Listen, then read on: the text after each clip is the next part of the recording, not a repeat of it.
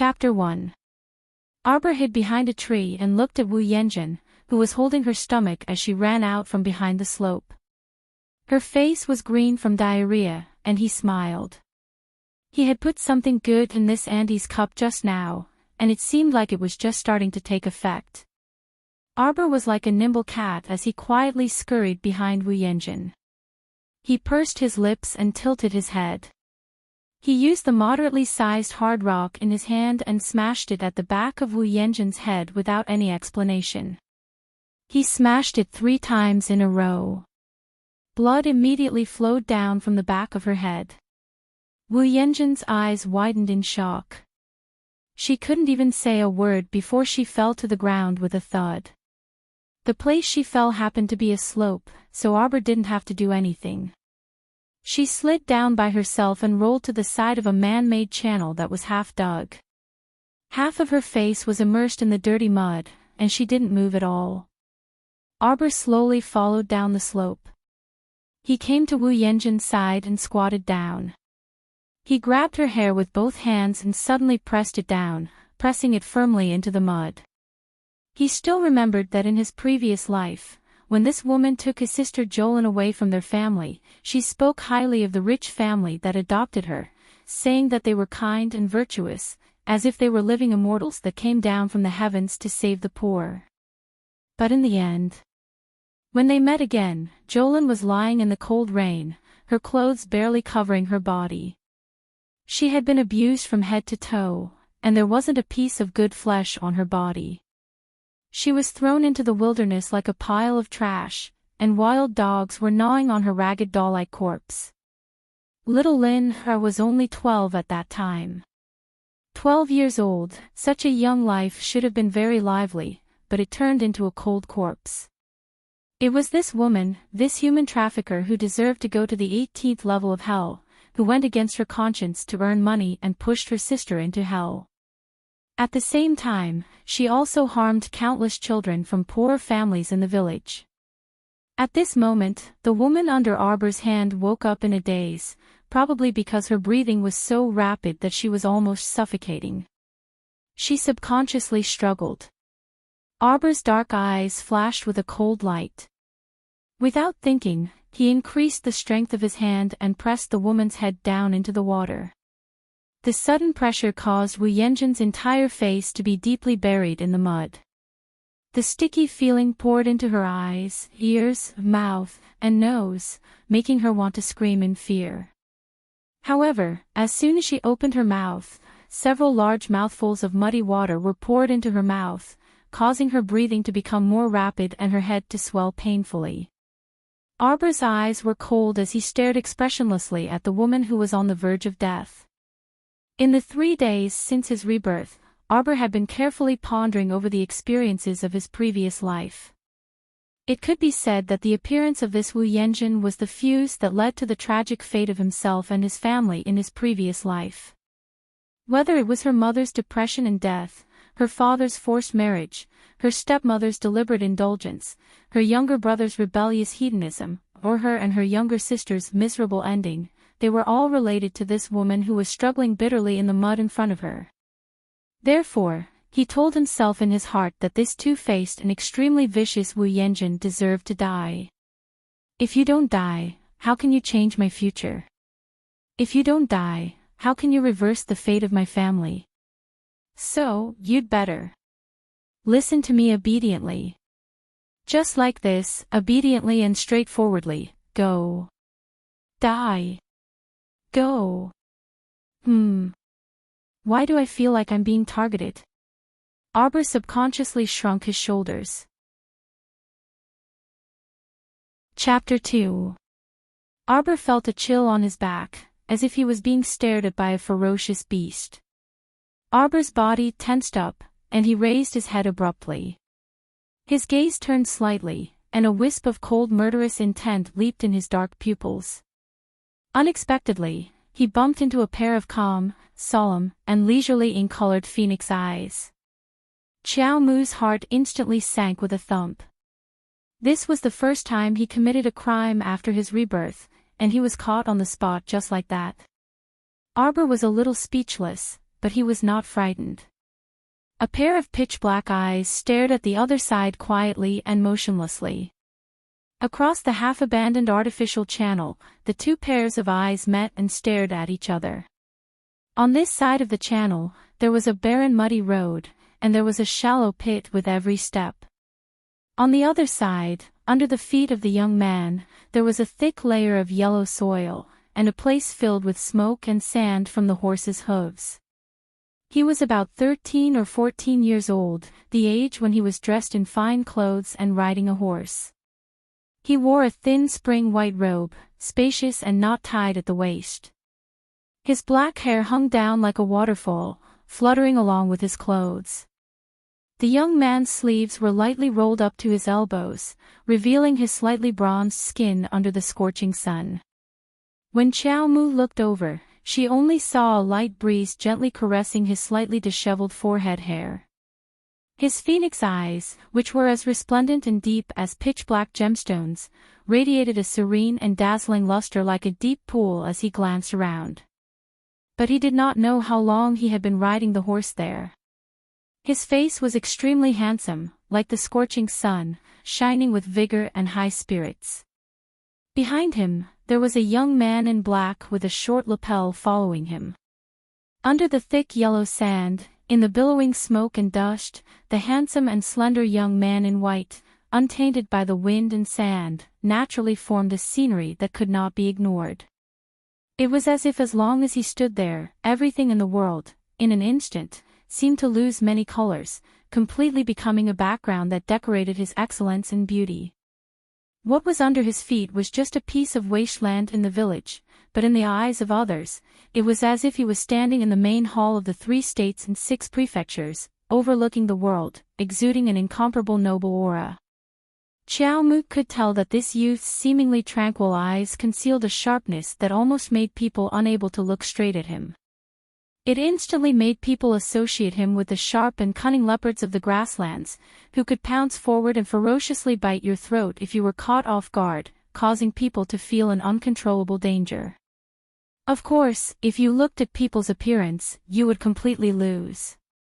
After living 2 lives, if Xiao Mu still could not grasp this principle of being a human, then she really had lived in vain. Xiao Mu followed her animal instincts and intuitively sensed a dangerous scent from the unknown youth in front of her. She immediately retracted her hands and released Wu Yanjun from her death grip. She expressionlessly looked at the other side again.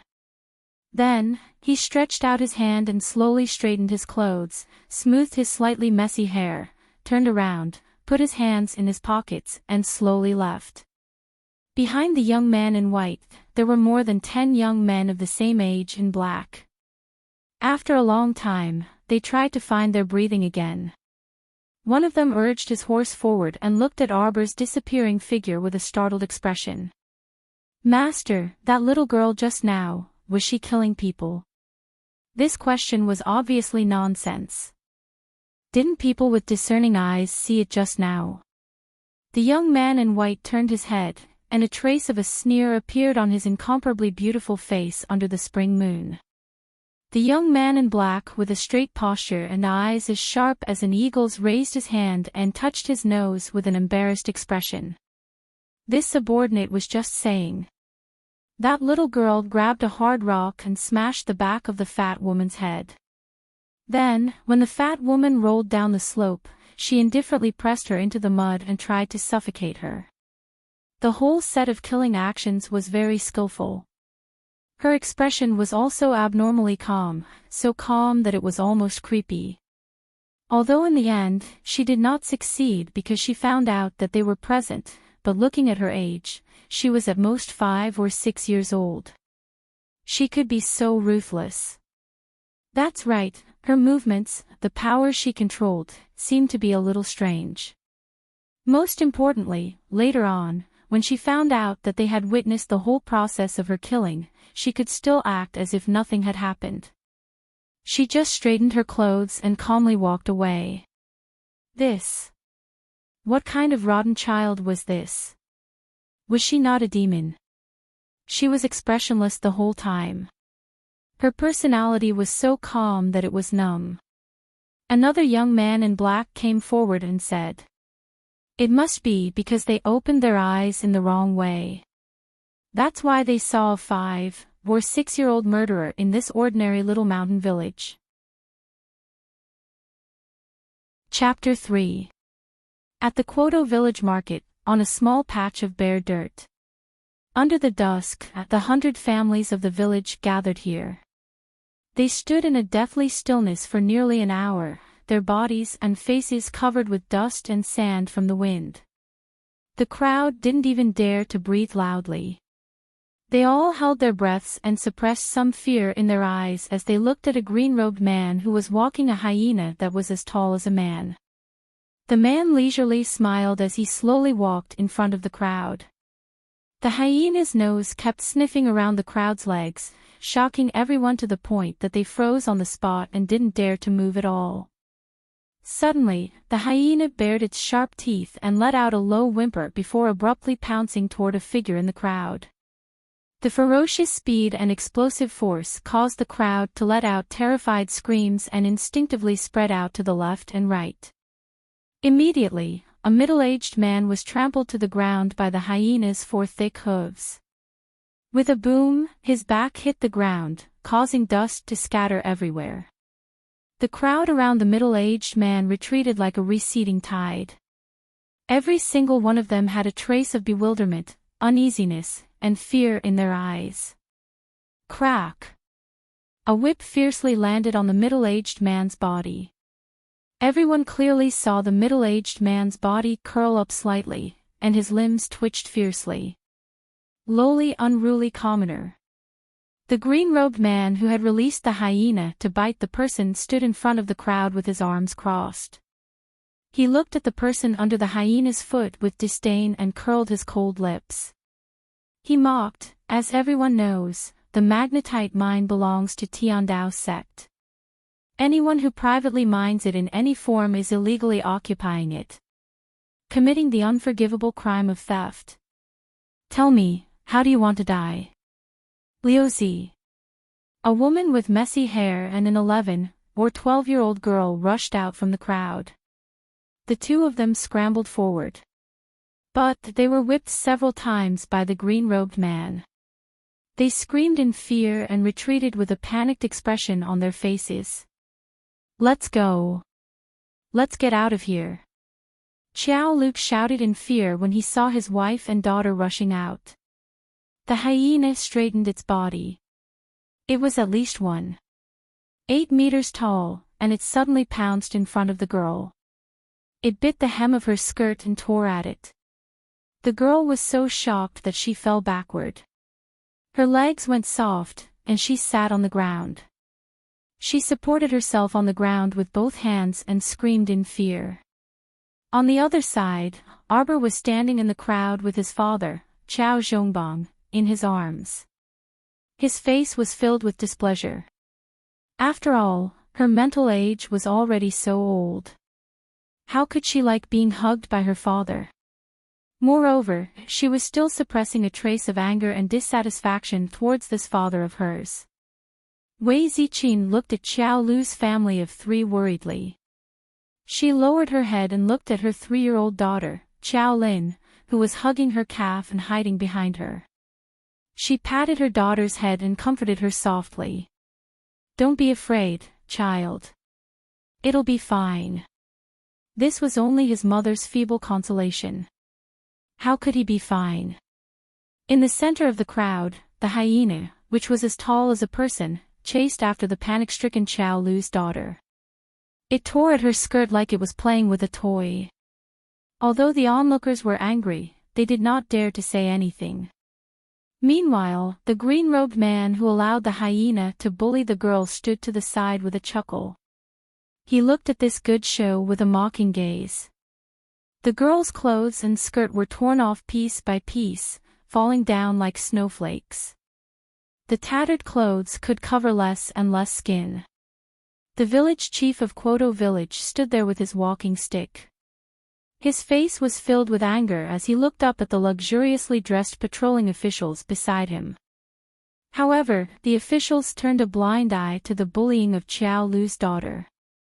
They stood beside a young noble and fawned over him with flattering smiles. However, the young noble did not have a good expression. He even ignored the officials who were nodding and bowing. His gaze followed the green-robed man uneasily, and a thin layer of sweat seeped out of his forehead. "Tell me, where is the magnetite mine that you privately mined?" The green-robed man grabbed the hyena's leash and stepped on Qiao Lu's chest. He used so much strength that Qiao Lu's face flushed red. His chest was so stifled that he could not speak. Chapter 4. Sirs, please forgive us. How could we dare to privately mine the magnetite mine? Our family has lived in Kwoto village for generations, and we're all dutiful and good citizens. Qiao Lu's aunt crawled to the green-robed man's side and begged for mercy with tears and snot streaming down her face. She reached out to tug at his sleeve, but the latter kicked her to the ground with a look of disdain. "Lies! You have the smell of magnetite on you, so you can't fool my hyenas," that person shouted angrily. Two other Heavenly Tao sect disciples wearing the same style of green robes quickly walked forward. One of them picked up the 11 or 12-year-old girl from the ground, leaving the girl's torn clothes to fall to the ground. The girl struggled, but she was smashed to the ground by a heavy slap and couldn't get up for a long time. Qiao Lu's aunt screamed and abandoned her husband, crying as she crawled toward the girl. She shakily took off her coat and draped it over the girl's shoulders, repeatedly calling out, "Xiaoya, Xiaoya. Mother, mother." Xiaoya tightly clutched her mother's coat, her knuckles turning white. Her small face was filled with confusion and dizziness. 4 or 5 cold glinting swords were pointed at the chests of Qiao Lu's family of 3. "I'll ask you one more time, where is the magnetite mine? Tell us the truth, and we'll leave your corpses intact. Otherwise, don't blame Heavenly Tao's sect for being ruthless." Suddenly, the sound of a dozen or so horses galloping came from the distance, stirring up clouds of dust and choking everyone to the side, quickly opening up a wide path for the group of horses to pass through. Arbor took advantage of the chaos to struggle, quickly breaking free from his father's embrace. He nimbly jumped to the ground and ran toward Qiao Lu's family of 3. "Jojo," Mother Wei Ziqin cried out in alarm. The sound of the horses' hooves stopped, and the group of black-robed youths nimbly dismounted. They led the horses to the side, opening up a wide path. The curtain of night fell slightly and the sun set below the western mountains. A young man in a spotless white robe with his black hair fluttering in the wind urged his horse forward slowly. There was a smile on his lips, like a spring breeze. Everywhere he passed, everyone stared at him, unable to move their gazes away. While everyone's gazes were glued to his body, only his gaze landed on the expressionless little girl. The arc on his lips gradually deepened, and even the depths of his eyes were tinged with a hint of a smile. The summer night breeze blew gently, and the air was filled with an unpredictable feeling of stuffiness. Everyone kept their mouths shut and their eyes fixed on the beautiful young man in white who rode his horse forward. Arbor coldly glanced at them, then calmly retracted his gaze. His little hand impolitely stretched out and heavily pushed away the hands that were holding the swords. His little arm pointed backwards, and his cold eyes did not contain any warmth as he stared fixedly at the green-robed man in the lead.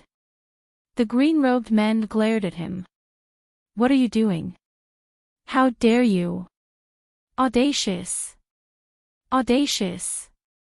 How can you make a racket in front of His Highness?" Several pot-bellied officials trembled as they ran forward and hurriedly knelt down to salute. "This humble official greets His Highness Crown Prince Lien." This humble official did not know His Highness Crown Prince Lien had arrived, so this humble official did not welcome you. "Please forgive us, Your Highness." As the officials spoke, they did not forget to wave their hands to have the people around them kneel down. "Kneel down, all of you kneel down. A group of fools. They have no sense of propriety. How dare they look directly at His Highness the Crown Prince's sacred face? How audacious! All the villagers, who seemed to have their acupoints pressed, knelt down in fear and trepidation. They lowered their heads and kowtowed, not daring to look up. The green-robed men from the Tiandao sect, who were leading hyenas, did not dare to make a ruckus.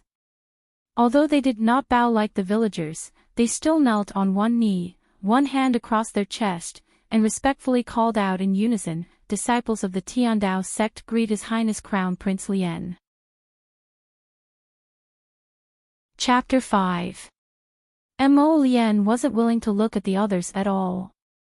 His gaze had been on the little girl with the wooden and indifferent eyes from beginning to end. Dismounting from the horse, he quickly walked a few steps closer to Arbor. Mo Lien followed the little girl's arm and looked up. It was a mountain covered in weeds and withered trees. It looked like it hadn't been inhabited for many years. From afar, it was a deathly still expanse of withered, yellow, and gray. But the little girl's arm had been swinging until now without saying a word. She only coldly pointed at the mountain, her gaze cold as she looked at the azure-robed man leading the Tiandao sect group. Mo Lien didn't like that pair of beautiful, clear, and cold eyes staring blankly at other people. His brows furrowed slightly. He suddenly turned around and fiercely glared at the azure-robed man. The latter was stared at to the point his hair stood on end, and he couldn't help but take a step back to avoid this terrifying gaze. Mo Lien suddenly broke into a smile like the spring wind and rain, as if that sharp and icy glance from before was just an illusory glance. He turned to look at the silent Arbor and seemed to instantly understand the little fellow's gesture. He softly asked, "Magnetite mine?" "On that mountain." As soon as he said this, the gazes of the azure-robed men from the Tiandao sect all changed. The young nobleman who was being flattered and fawned over by the officials trembled slightly. Cold sweat once again seeped out of his forehead. It was as if Mo Lien had only noticed that noble young sir who was sweating profusely at this moment, and his handsome face was tinged with a hint of a smile. He turned around and nodded at that person. "So my dear third royal brother is also here." The young nobleman Mo Ting drew back the corners of his mouth. He seemed to want to pull out a friendly smile, but that smile seemed to have been carved out by a knife.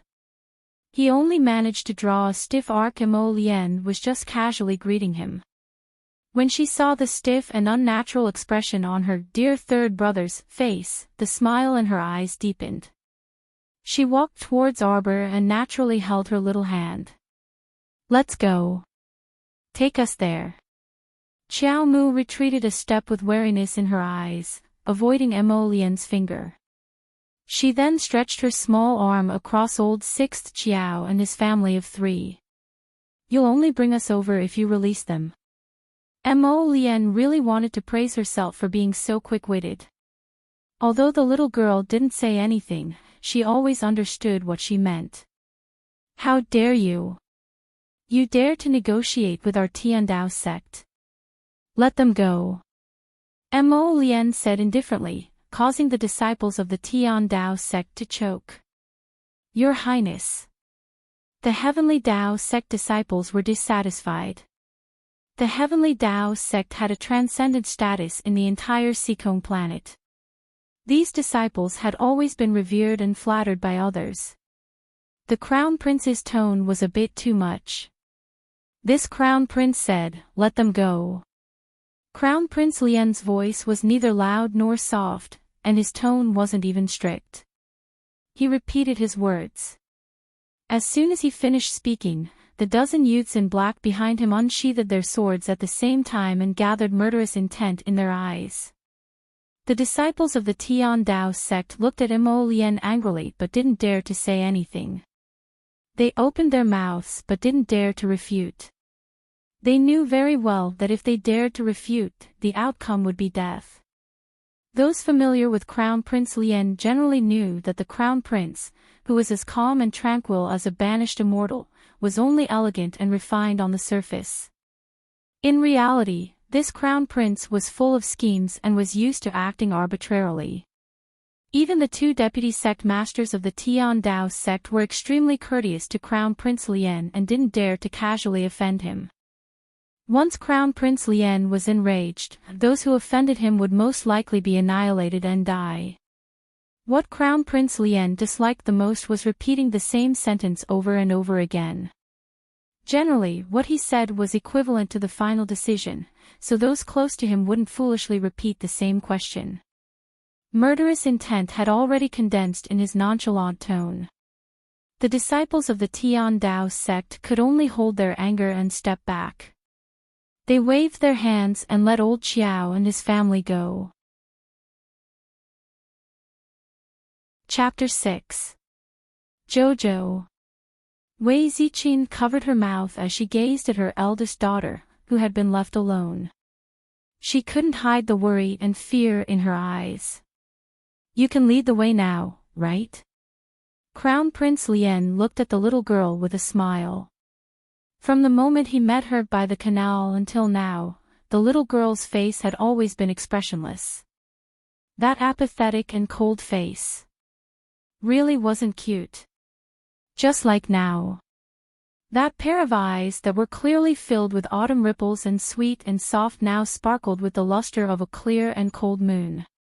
The depths of her eyes were cold and solemn, without the slightest ripple of emotion. Her small face was expressionless, and there was no reflection of anyone in her eyes. There was only coldness, and only indifference and disregard alternated. Chaotic mountain arbor, green moss, and fragrant sunshine. That day, that person, as time passed, slowly entered her eyes, her heart, and her bones. Many years later, when she recalled it from the beginning, Mo Lien couldn't help but sigh. This was destined to be bewitched, a fate that she couldn't break free from. Even if she were to choose again, the ending would probably not change. Crown Prince Lien reflexively reached out, but Arbor dodged in a flash. Arbor cast a glance at his parents from afar and nodded slightly to show his reassurance. He turned and walked toward the back of the mountain. Hulan Mountain surrounded the entire Quoto village in the center and was extremely large. Arbor moved very quickly. He found a path at the foot of the mountain and climbed up the mountain with all his might. Mo Lien and the group of black-clothed youths followed closely behind, followed by the several Heavenly Dao sect disciples who were leashing hyenas and their attendants. Third Prince Mo Ting gritted his teeth and followed at the back, sweating profusely. A cold light flashed in his eyes as he stared intently at Arbor's figure. As the mountain path narrowed and the path became more difficult to walk on, Mo Ting's expression also became more and more unsightly. It was inconceivable and frightening. Mo Ting's eyes shone with an evil light as countless thoughts churned in his mind. Who exactly was this little girl? How did she know about this secret path? This Hulan Mountain had been deserted for many years. Why did the little girl feel like she was walking in her own home when she walked in this mountain?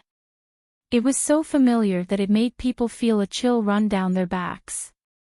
This section of the mountain road was very steep. There were no man-made mountain paths at all. Walking on the muddy mountain road was like climbing. There were withered branches everywhere. If one was not careful, one's clothes would be pierced by the sharp branches. After climbing for about an hour, Arbor stopped in front of a hidden cave. For an ordinary child, this was simply an arduous journey that was as difficult as ascending to the heavens. Even the Heavenly Dao sect's disciples were panicking.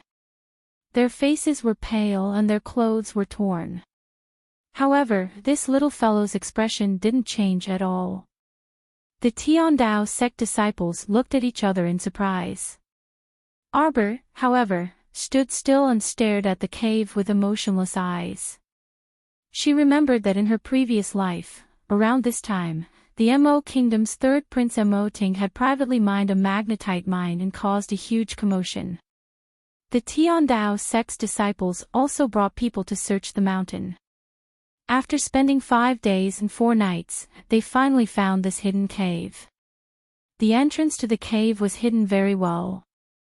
It was on the edge of a cliff and the entrance was filled with withered grass and wood. If it weren't for Arbor pointing it out, a normal person wouldn't have discovered this cave even if they walked around. It was even more impossible for them to run to the edge of the cliff to look around. Chapter 7. Arbor remembered that Xiao Laolu had broken his leg when he went up the mountain and almost lost his life. Not long after he was carried down the mountain, there was a rumor that a mountain ghost had appeared in Holland Mountain. The mountain ghost came and went mysteriously, lurking during the day and appearing at night. It liked to attack people and eat their hearts and lungs. After the rumor of a ghost had spread, Holland Mountain, which was originally deserted, became even more despised. Normally, no one would go up the mountain. Now that he thought about it, Xiao Laolu, this unlucky guy, must have unknowingly approached the magnetite mine when he went up the mountain and was secretly attacked by someone who wanted to take his life. However, by chance and coincidence, he managed to escape. Although he came back with his life intact, there was a trace of magnetite smell on his body, which was why he was bitten out by the hyenas, who had a special sense of smell. After half a month, the hyenas were actually able to bite out Xiao Laolu with this faintly discernible smell. It could be considered a skill. As for the rumor that Holland Mountain was haunted, needless to say, it was definitely the work of that third Prince Motang. He just wanted to scare away the ignorant villagers. The Tiandao sect disciple ordered a dozen or so attendants to enter the cave. After a series of ding-ding-dong-dong-dong sounds, they carried out about 5 or 6 large baskets made of rattan back and forth. They also found more than 20 corpses that were still warm. It seems that these people retreated in a hurry. The newly mined magnetite and these tools were all abandoned. They only had time to silence the miners. The green-robed man from Tiandao sect sneered. He glanced sideways at the gorgeously dressed youth and suddenly said with a smile, "What does Third Prince Ting think about this matter?" The noble-looking youth's forehead was covered with fine beads of sweat. Hearing this, he hurriedly cupped his hands and said with an apologetic smile, "Senior Marshal Brother G must be joking. Since we found out that someone violated the rules and secretly mined the magnetite mine, we naturally have to deal with this matter seriously. We have to ferret out the daring person as soon as possible and deal with him later." The green-robed man from Tiandao's sect looked deeply at Third Prince Motang with a smile and nodded, saying, "Third Prince is right. Tiandao's sect won't wrongly accuse anyone and naturally won't let go of anyone who dares to challenge Tiandao's sect's dignity." The noble-looking young man was sweating profusely. His lips twitched stiffly, revealing a smile that was uglier than crying. Every one of the Heavenly Dao sect's attendants who were moving back and forth in the cave had a joyous expression on their faces. In such a joyous atmosphere, the little girl's wooden face appeared especially cold and indifferent. "You're Jojo." His phoenix eyes rippled with moist light, and a naturally handsome face suddenly appeared in front of her. Arbor, who was hugging his knees and sitting on a mound, subconsciously tilted his head back. A trace of displeasure flashed through his eyes. He turned his head and saw the young man's spotless white clothes piled up like snow at his feet. He supported his chin with one hand, and his dark hair fell gently on the side of his cheek. His thin lips were slightly curved as he looked at her with a smile. The wind brushed past his face, and his phoenix eyes glowed with a glass-like luster.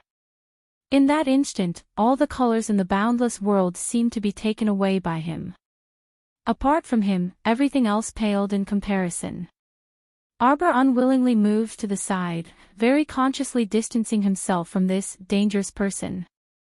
Just a little bit more. Crown Prince Lien's alluring phoenix eyes suddenly widened. He stared incredulously at the little Arbor who kept distancing himself from him. How was this possible? Was he that shameless? What was the meaning of this little girl's disdainful and distant gaze? Was he that bad? The moment Crown Prince Lien received a blow, Arbor had already stood up and ran to that senior brother Ji from Tiandao sect. He stretched out his small arm in front of him and very impolitely waved his small hand. Chapter 8. Everyone from Tiandao sect stared at her with their mouths agape. They had probably never seen a child who was so straightforward in asking for money and was even unwilling to talk to them. Their eyes were filled with shock. Seeing that senior brother Ji from the Tiandao sect didn't react and just stood there in a daze, Arbor first looked at him with disdain. Then, she poked her hand in front of him again and weighed him heavily a few more times. Crown Prince Lien really laughed, his eyebrows curving into crescents. The Tiandao sect elders dumbfoundedly put down the magnetite in their hands and stared blankly at the child who led the way. The child's expression had changed from disdain to extreme disdain. Her eyes were filled with anger, and her almond-shaped eyes were round as she glared at senior brother Ji from the Tiandao sect as if she was looking at an absolutely irreconcilable enemy. "You bunch of country bumpkins, don't tell me you don't have money. The great Tiandao sect can't even fork out a trifling guide fee." Crown Prince Lien once again understood the child's gaze and kindly translated for her. Senior brother Ji's mouth twitched. He stiffly reached into his clothes and took out a small silver pouch, throwing it into Arbor's open hand. "Take it." The child unceremoniously opened the silver pouch in front of him and flipped through it. There were more than 10 taels of silver in the pouch. In this small mountain village, this could be considered a considerable amount of wealth. However, the child didn't seem to be satisfied with this small silver pouch. With a flip of his hand, he smashed the silver pouch onto senior brother Ji's face. The disdain and contempt that overflowed from his eyes almost flowed out of his wooden face. The way she looked at the people from the Tiandao sect really made them anxious. Crown Prince Lien laughed again and translated, "Are you trying to dismiss a beggar? Too little." This time, the dozen youths in black behind Crown Prince Lien couldn't hold back their laughter. Arbor abruptly turned her head and coldly stared at Mo Lien with her dark eyes that were as deep as a dry well. Then, she turned her head to look at senior brother Ji again. She took a step forward and raised her hand high. Her slender fingers once again poked senior brother Ji's body. Although that Crown Prince looked annoying, he was the smartest person in this group and could understand her meaning. Senior Marshal Brother Ji couldn't tell whether he was amused or angry. He flipped his hand and took out 2 more bags embroidered with gold thread from his bosom, stuffing them both into the little fellow's hands. Arbor flipped through the bags and saw that there were 50 taels of gold in each bag. Putting the bag away, Arbor turned around and walked down the mountain without looking back. "Jojo." Mo Lien chuckled as he watched the little fellow briskly leave after taking the money. His footsteps drifted as he caught up with her small figure. "You really are heartless. You see, I helped you commentate a game and gave you a generous reward. Shouldn't we become good friends?" What he got in response was the child turning her head back to glare icily at him. Afterwards, the little fellow took to her heels and sprinted down the mountain. Her instantaneous burst of speed stunned even Mo Lien. "Hee, you're shy." Mo Lien chuckled. Her figure flashed and swept through the forest like a wisp of smoke, chasing after the little fellow. The group of black-clothed followers behind the young crown prince were all dumbstruck. What was going on? His Highness the Crown Prince actually chased after such a ferocious little girl. "Your Highness, where's your cold and noble demeanor?" Chapter 9. The crowd in the plaza hadn't dispersed yet. The people of Tiandao sect hadn't told them to disperse, so naturally, no one dared to leave. At this time, the sky was already drizzling down on everyone's heavy hearts. Everyone stood in the plaza with their families, and the sound of their breathing slowed down. When Arbor's slender figure ran down from the mountain, everyone's eyes immediately fell on her. Jojo, Xiao Zhongbang and Wei Ziqin were full of joy. Just as they were about to go forward, they suddenly heard several villagers cry out in alarm, "Careful!" Arbor only saw a huge shadow flash in front of her eyes, and something heavily pressed down from above her head. At this critical moment, Arbor rolled on the ground and quickly escaped from under the huge thing. However, the back of her left hand was still scratched by that thing, and a sharp pain instantly assaulted her. Arbor's right hand supported her body on the ground, and her body was half squatting. She looked down indifferently at the 3 bloody marks on the back of her left hand. She slightly raised her injured hand, revealing a section of her tongue, and lightly licked the drops of blood that slid down the back of her hand. The tip of her tongue was filled with a salty, wet, and fishy taste. In other people's eyes, Xiao Mu's unruffled, joyful, and contented appearance was frightening. It was as if she wasn't licking her own blood, but leftover food. Her cold gaze fell on the 3 feet in front of her, and her eyes were calm without the slightest trace of human life. The atmosphere in the plaza became even more oppressive. Everyone huddled together, constantly suppressing their breathing, and nervously watching the 2 young girls, one tall and one short, on the plaza. Compared to the short and petite Xiao Mu, who was dressed in a dusty cotton robe, the girl in front of her was about 12 years old. She was adorned with pearls and jade, and she wore a camellia yellow flower-patterned dress, which made her delicate and pretty appearance even more gorgeous. The girl was leading a huge hyena and was sizing up Arbor from the corner of her eyes. When she saw the other party's disdainful and indifferent glance, she suddenly became angry. "It's just as the disciples said. You stinky girl, you're very arrogant." Xiao Mu's soft and warm tongue carefully licked the blood on the back of her hand, and there was also a faint red stain on the corner of her lips. Mo Lian, who had followed her down the mountain, caught sight of the little girl's expressionless action with a glance, and his gaze instantly paused. "What a wooden baby. Eat her." The 12-year-old girl suddenly let go of the hyena's leash, raised her chin arrogantly, and looked at Arbor as if she was looking at a dead man. The giant hyena stomped its 2 hind legs and bared its teeth as it whimpered. Sticky liquid dripped from its mouth as it assumed an attacking posture. "Stop!" Mo Lian coldly rebuked and threw a fierce glare at the hyena. As if it felt a great threat, the hyena subconsciously shrank back. The girl turned her head, and her eyes instantly shone brightly. She dashed toward Mo Lian like a butterfly through flowers. "Brother Lian."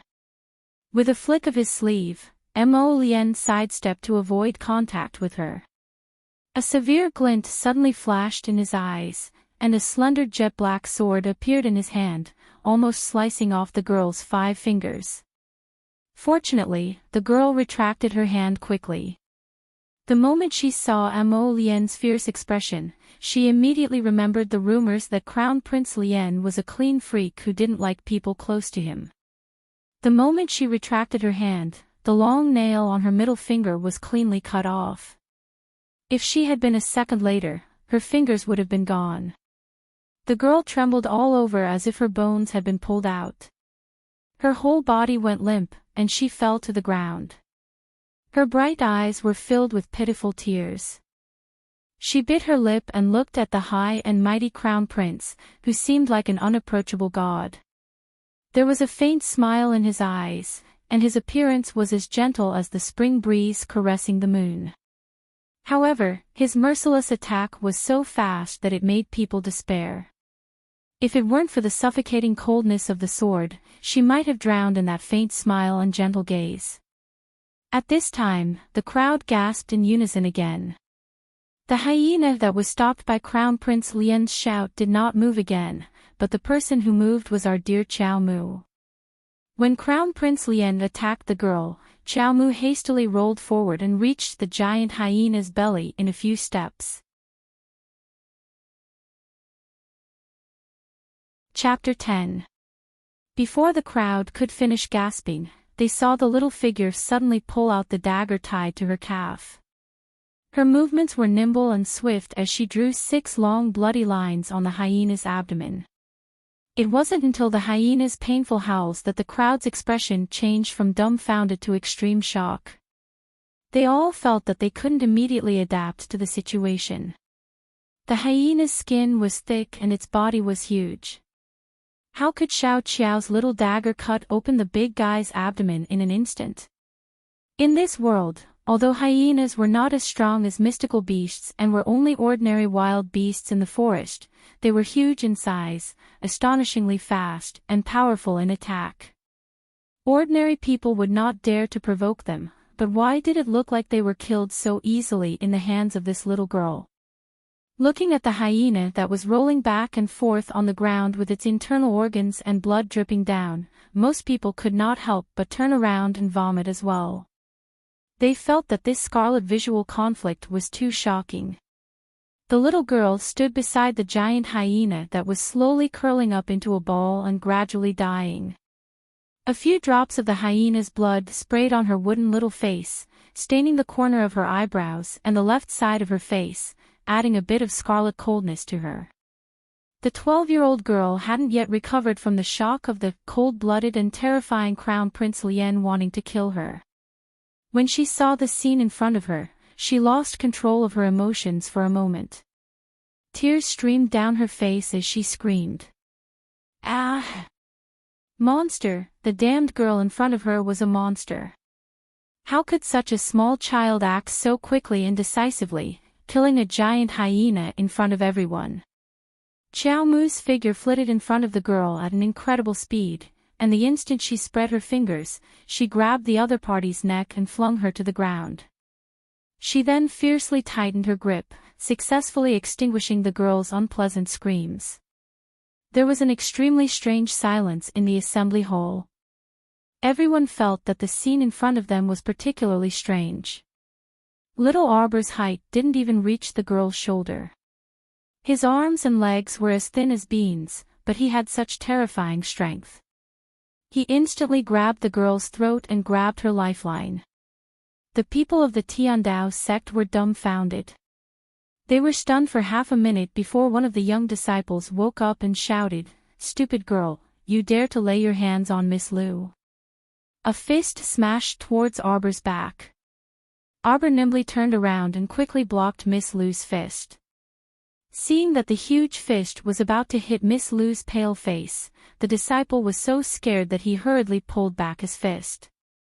However, because he couldn't control his strength freely, he was injured by the backlash of his own strength. He staggered back a few steps and sat on the ground. Arbor grabbed Miss Lu's neck and dragged her forward. He raised his leg and kicked the disciple's jaw.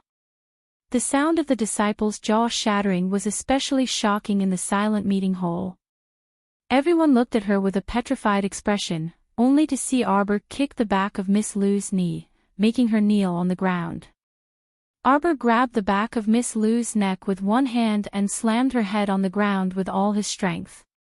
With a loud bang, Miss Lu was forced to kneel. Her forehead heavily hit the yellow sand, making a muffled sound. It was like a heavy hammer smashing into everyone's heart. Senior Marshal Brother Ji and a group of Tiandao sect disciples came down from the mountain carrying 5 or 6 baskets. When they saw this cruel scene, they instantly howled and rushed towards Arbor. "What are you doing? How dare you be so cruel to Junior Marshal Sister Lu?"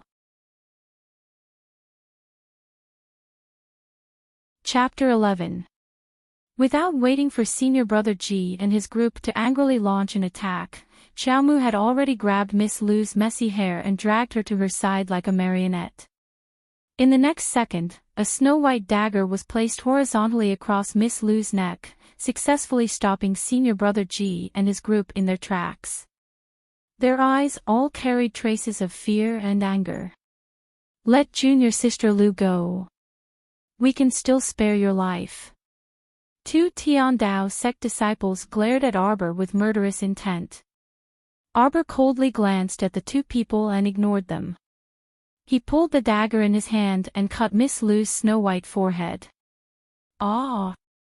Miss Lu seemed to have just recovered from the shock of being beaten.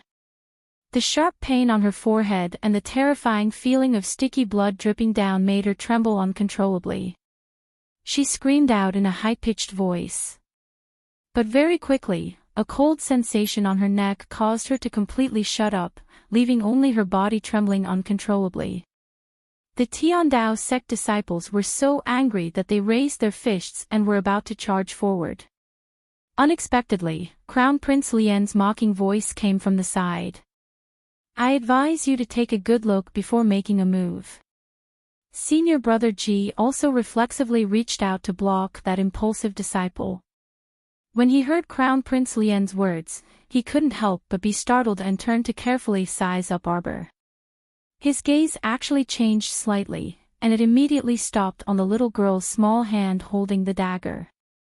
That small hand looked soft and weak, but a faint white light covered it, making the dagger in her hand lustrous and ghastly white.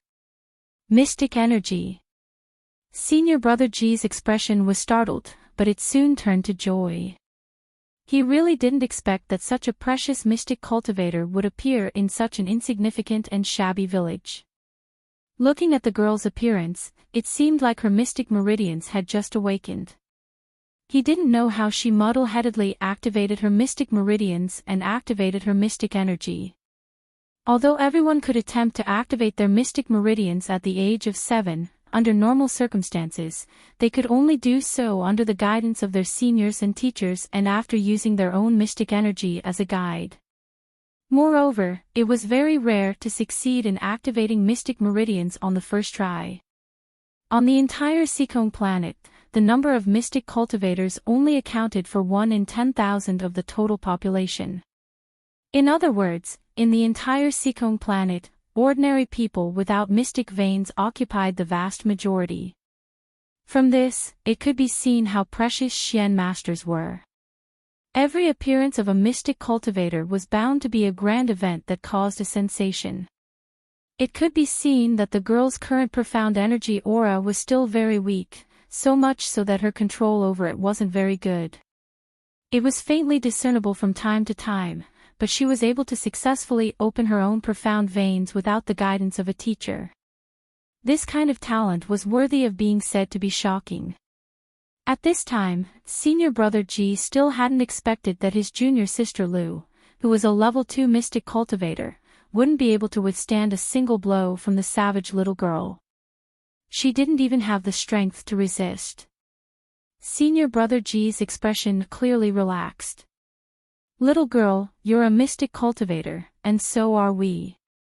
The Heavenly Tao sect had always welcomed all mystic cultivators with the greatest enthusiasm.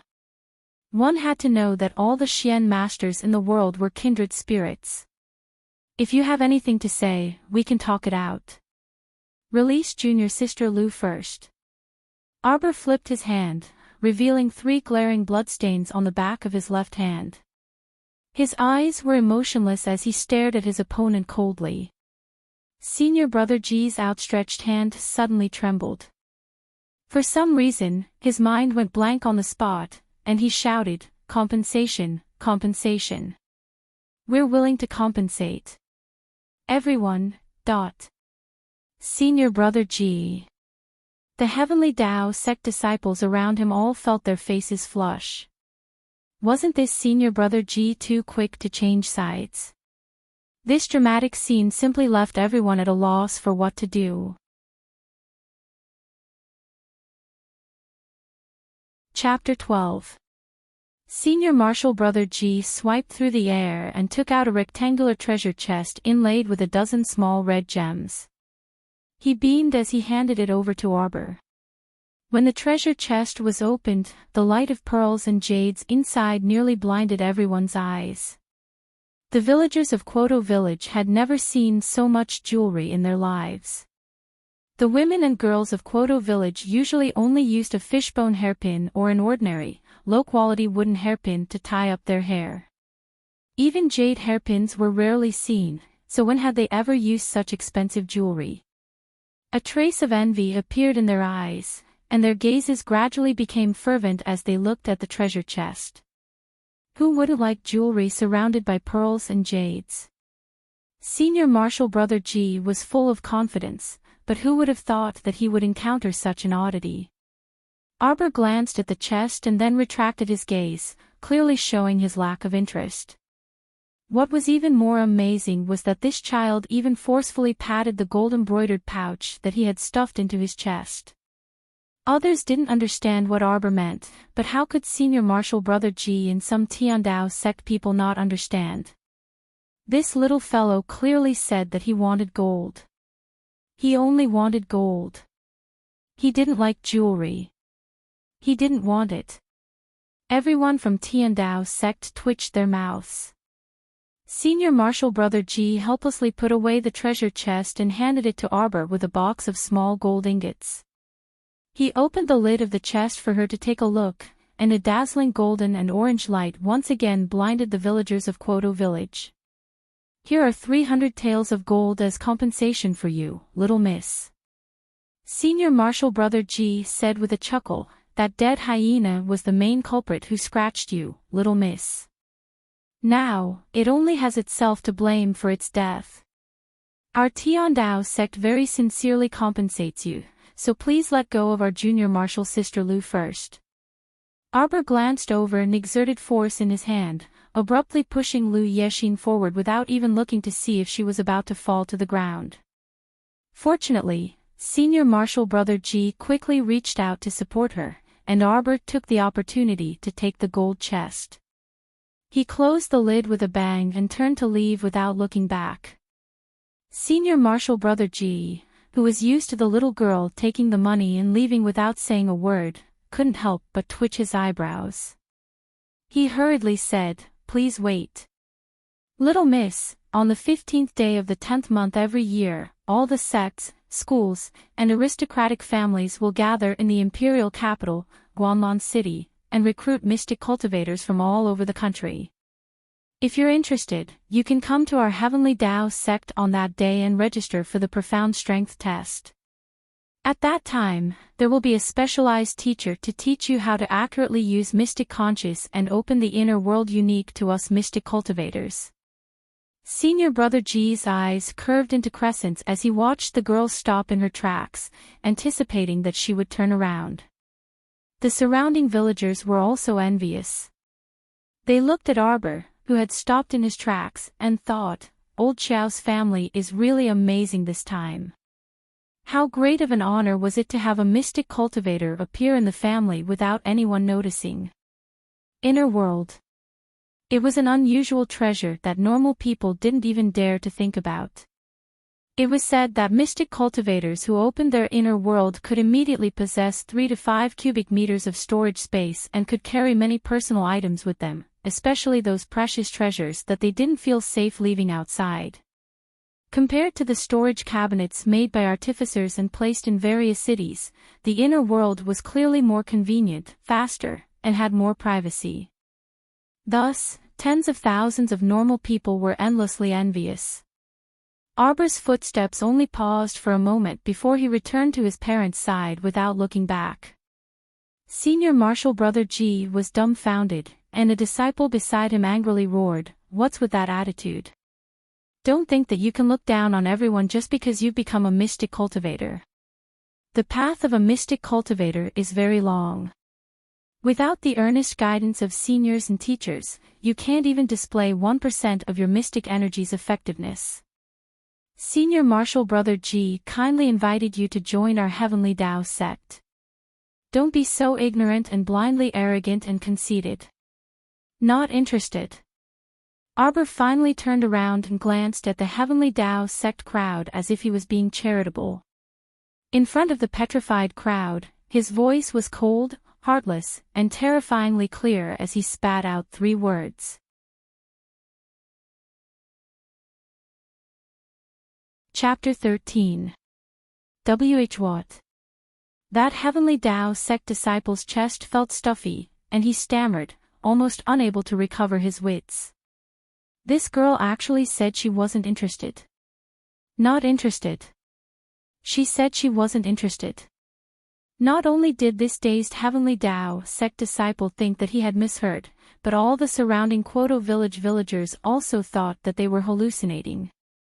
It couldn't be. How could Xiao Mu, this little girl, flatly refuse the Heavenly Tao sect's invitation? So you're not a mute. Crown Prince Lien, who suddenly turned in front of Arbor, was so fast that even Arbor's parents felt their vision blur. Before Qiao Zhongbang could react, he found that his daughter had been grabbed by the temperamental Crown Prince Lien, and he retreated a few steps to the side of the crowd. Arbor, who had just returned to her parents' side and hadn't had time to speak with them, was instantly very displeased. She glared at Crown Prince Lien, and her entire body automatically emitted a cold aura that kept people away. However, this lord actually completely ignored her. Not only was he not afraid of being frostbitten by the cold aura, he even openly left the crowd with the child in his arms. The dozen or so black-clothed youths all looked at each other for a long time, and the same question appeared in their eyes at the same time. They had just discovered that the Lord's order to not let unrelated people get close to him seemed to have no effect on this little girl. Sitting on a withered tree trunk as thick as an arm, all she could see was the withered trees of Hulan Mountain. The scene of decline was just like this chaotic world, making one unable to see the slightest bit of hope.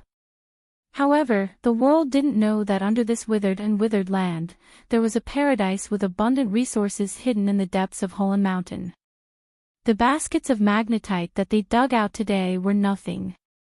There was a large magnetite mine mountain in the paradise, and it was undulating with countless magnetite.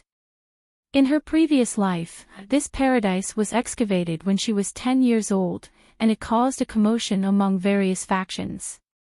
People were greedy, and several major factions fiercely fought over it, resulting in countless casualties. At that time, the zombie disaster had already erupted, and the world was hard for people to survive. This resource-rich mystic realm became the holy land that almost everyone yearned for. Unfortunately, after continuous excavations and looting, as well as the constant destruction of the flames of war, the entire Peach Garden's secret realm was destroyed in less than 3 months. You're not a mute. The feeling of his fingers pinching her cheeks pulled her thoughts back from a faraway place. Glaring angrily at the smiling handsome face, Arbor couldn't help but roar in his heart, "You're the mute, your whole family is mute."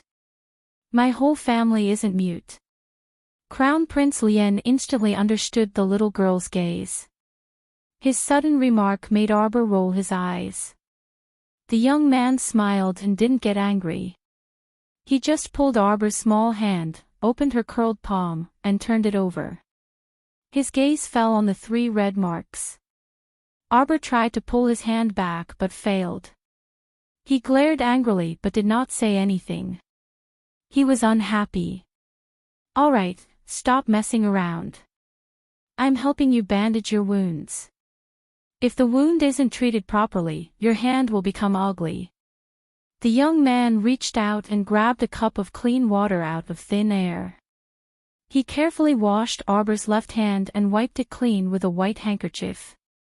A bottle of ointment concocted with a secret recipe appeared out of thin air in her hand.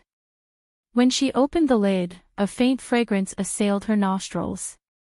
Xiao Mu's emotionless eyes suddenly twitched, and her beady black eyeballs rolled. "You like it? I'll give it to you when I'm done." The young man was applying the ointment for Arbor.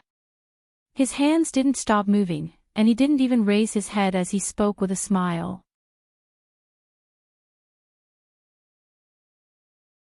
Chapter 14. Xiao Mu did not refuse when she heard this. It was already the middle of the 6th lunar month.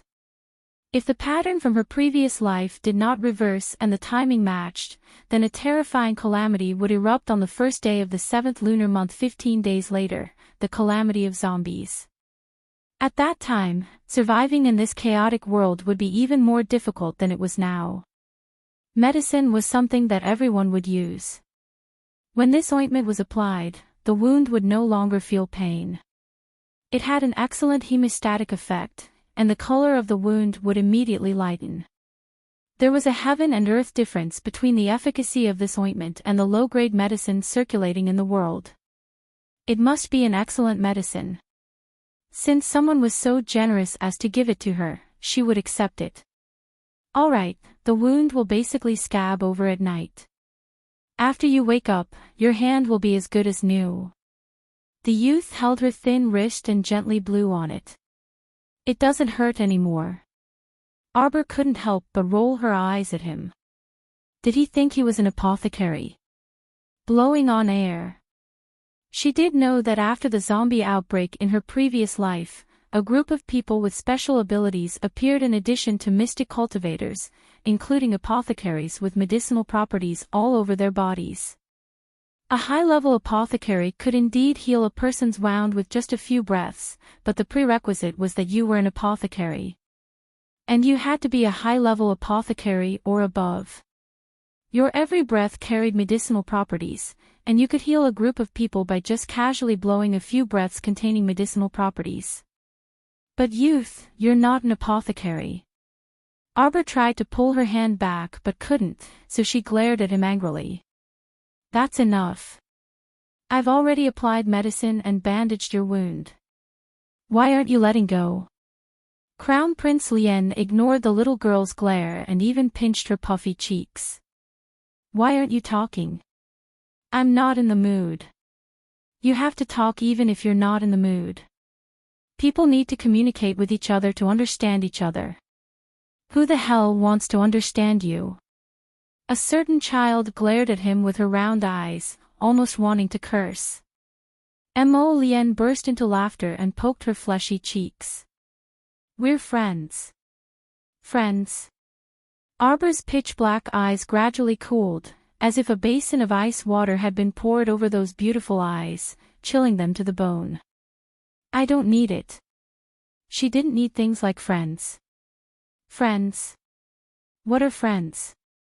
Friends were meant to be sold, it was just that the price was high and the price was low. The friend she had trusted had sent her into an experimental cage, broke her limbs, and made her crawl in the dark forever. He used some strange little hammers and nails to hit her body, looking for clues to expand her inner world. In the past, she naively believed that there was such a thing as true love in this world. And then, other than her mother, who had passed away early due to depression, it seemed that no one had ever given her such a luxurious gift. Later on, she didn't need it anymore. She didn't need anything. Now, I don't need such a tacky thing. Friends. True feelings. She didn't have it, and she didn't need anyone to give it to her, because it was nice to be alone.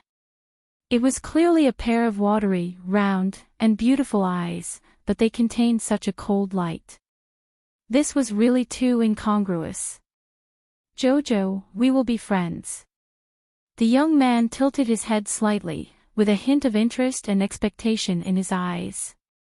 Look, even if you don't open your mouth to speak, I can instantly understand your thoughts. What does this mean? This is the so-called fate, isn't it? Arbor's eyes flashed with vigilance. She snatched the ointment from the young man's hand and jumped down from the tree.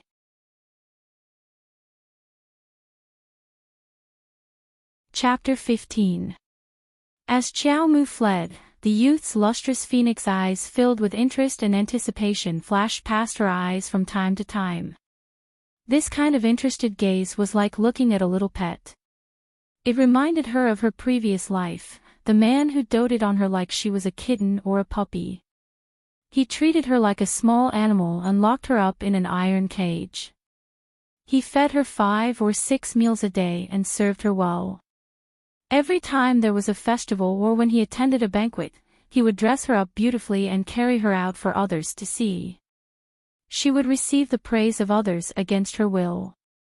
Every time he heard others praise her beauty and uniqueness, the man's eyes would curve into crescents and emit a gentle light. That pair of dark green eyes that were as deep as emeralds seemed to have magical powers that could suck a person's soul bit by bit into a boundless emerald vortex. He would look at you with a smile like that, making you unable to reject him. She had had enough of those terrifying days. In the depths of her heart, this man who was as powerful and perverted as the devil had become her lifelong nightmare. Every time she thought of her previous life, she would wake up from her nightmares again and again. Then, she told herself, "Arbor, you've been reborn. Your life has started all over again." In this life, she must turn everything around and not let herself suffer any more grievances or pain. Don't have any interest in her. Her heart was already a pool of stagnant water that had been sealed in ice for thousands of years. No one could penetrate it. Unless you want to completely understand what it meant to be heartbroken, and what it meant to be covered in cuts and bruises. Anyone who was interested in her would die in her hands sooner or later. There was no exception. In his cold eyes, a poisonous light shot out like a sharp arrow. When it landed on his mother, who was looking forward to it, it instantly turned into a spring drizzle. It was so docile that there was no longer a trace of bone-chilling coldness. Mo Lien, who was silently following behind Xiao Mu, slowly halted his footsteps and creased his brows imperceptibly. A black figure appeared beside him. The short-haired young man looked in Arbor's direction with his eagle-like eyes. His tone was hesitant. "Master, what happened?" Mo Lien shook her head slightly and retracted the trace of melancholy in her eyes. Without turning her head, she asked, "How is Mo Ting now?" The third prince was taken away by the Tiandao sect. Tiandao sect has said that if you want to get the third prince back, you must take out 100 mid-grade magnetite in exchange. What a bunch of whimsical lunatics. Mo Lien laughed mockingly. Is Mo Ting worth 100 mid-grade magnetite? It's not worth it, Grandpa. The black-clothed youth also chuckled. Well, it's obviously not worth it. Just now, the people from the Heavenly Dao sect had carried 5 to 6 baskets down the mountain. How many magnetite could the artificers refine from them? Do you have 50 pieces of low-grade magnetite? Not necessarily, Grandpa, the black-clothed youth added. Mo Lien scoffed. That's why I say they're a bunch of idiots with wild imaginations. The people from the Tiandao sect said that if they can't gather 100 mid-grade magnetite within 3 days, they'll punish His Highness the Third Prince. TSK, Mo Lien chuckled and shook her head. If that's the case, then he died a worthy death. Who told my dear older brother to steal magnetite mines out of all the things he could do? Nominally, all the magnetite mines on planet Sikong are mined and collected by the Tiandao sect, and then the resources are uniformly allocated. This rule has been in place for a long time. Although many people have tried to break it, at least they haven't broken it yet, right? However, in private, there were also many countries' higher-ups who secretly found mines to mine. This was something that everyone was well aware of. So many people were privately mining mines, but why didn't the Tiandao sect find anyone else but his older brother, Mo Ting? It could only mean that Mo Ting, this child, didn't have enough intelligence but still wanted to show off. Now, he could only bear the consequences himself.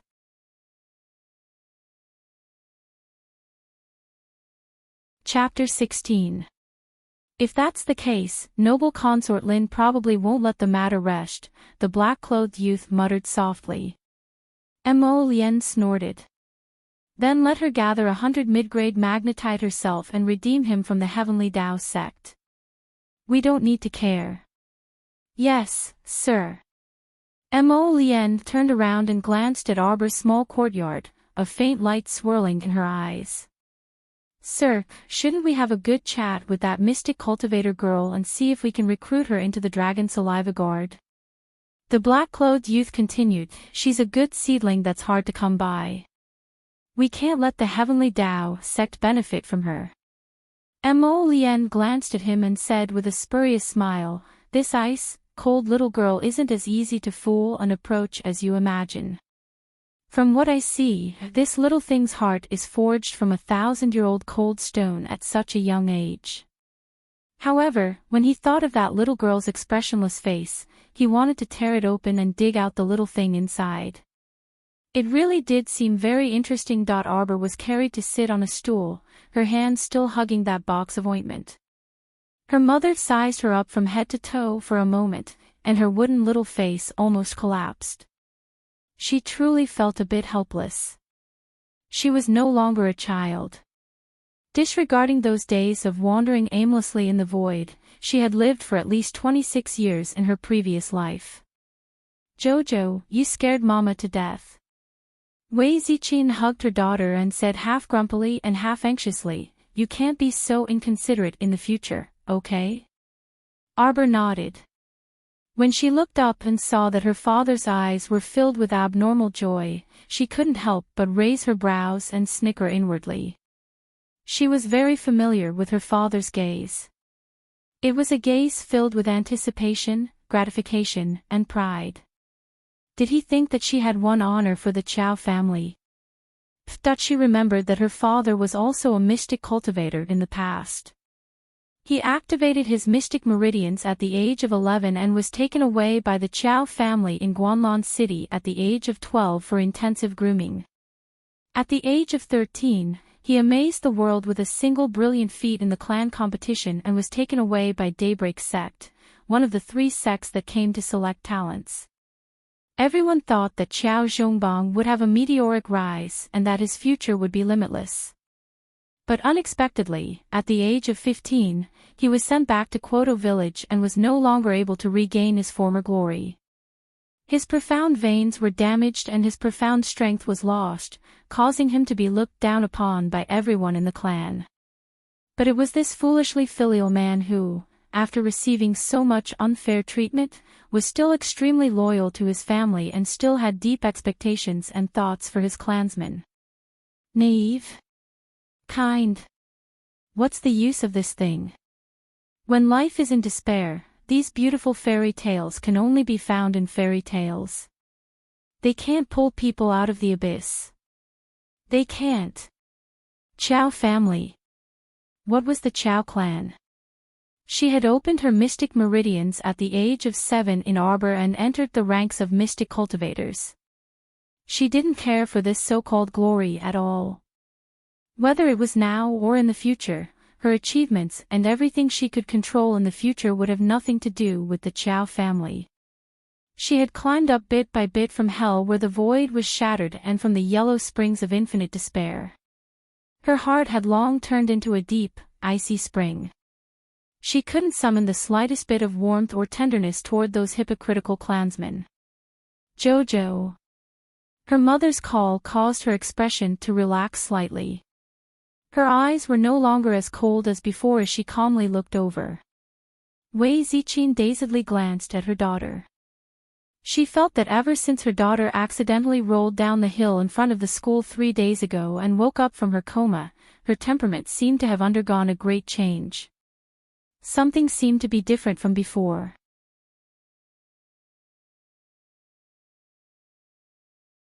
Chapter 17. Jojo, can you tell father how you activated your mystic meridians? Qiao Zhongbang looked into his daughter's pitch-black eyes and was momentarily stunned. His daughter's eyes were so deep that it made one's heart sink. It was an indescribable feeling. In theory, everyone could activate their mystic meridians at the age of 7 under the guidance of the Mystic Cultivator Association's guidance. However, in reality, not everyone could successfully activate their mystic meridians at the age of 7. In fact, during the 7th month of every year, there would be guidance teachers overseeing the major cities and towns. They would wait for the children from the nearby villages to head to the designated location to help them activate their mystic meridians and test their mystic strength. Every year, there would be children who would attempt to activate their mystic meridians, but most of them came with hope and returned with disappointment. Those who could become mystic cultivators were as rare as phoenix feathers and unicorn horns. Some children would attempt to activate their mystic meridians year after year with hope, but they would return with disappointment and even despair. When they reached the age of 15, the guidance teacher would solemnly announce that they had failed to activate their mystic meridians and had no hope of becoming a mystic cultivator in this lifetime. In theory, boys and girls over the age of 15 had no hope of activating their mystic meridians and becoming a mystic cultivator. However, Arbor was an exception in her previous life. She remembered that she activated her mystic meridians on her own at the age of 16 in her previous life. Thus, senior brother G's words about a specialized teacher teaching her how to use mystic energy accurately and how to activate the inner world unique to mystic cultivators were not attractive to her. With the memories of her previous life, Arbor knew the basic techniques of controlling mystic energy. As for her inner world, she did not need anyone to teach her. She could just find a free time to return to her room and activate it on her own. Speaking of which, even after living 2 lives, she still did not understand what was going on with her mystic meridians. Whenever she wasn't paying attention, her profound veins would mysteriously open on their own. For example, when she was fighting Lu Yexin this time, she had naturally covered her weapon with a layer of profound energy. She didn't even realize when she had opened her profound veins until Crown Prince Lien gave her the signal. If things were to develop according to the trajectory of her previous life, wasn't it a little too early for her to activate her mystic meridians at the age of 7?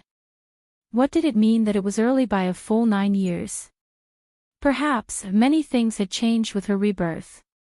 Everything was undergoing earth-shattering changes. Arbor's eyes deepened as he fell into deep thought. Jojo. Seeing their daughter in a daze, her parents felt a little helpless. Why do I feel that my daughter's mind is wandering more and more these days? Jojo. Thump thump thump thump thump. Rapid knocks on the door shook the door. Wei Ziqin hastily turned around to open the door. Just as she opened the door, a hoarse voice shouted, "Eldest sister-in-law, the moment I entered the village, I heard the villagers say that our old Xiao's family produced a 7-year-old mystic cultivator." "Ha ha ha, is that our Jojo?" "Where's Jojo?" "Second uncle, you're back." Wei Ziqin hurriedly stepped aside with a smile and invited Xiao Zhongxing in. The two hadn't taken more than 2 steps, one in front and one behind, when they heard a commotion outside the door. Young Aunt Su Jiao pinched her throat and quickly walked in, shouting, "Yo, it's eldest brother and sister-in-law.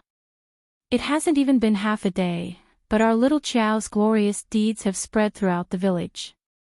Mother especially had me come over to tell eldest brother and sister-in-law to bring little Qiao to the main family."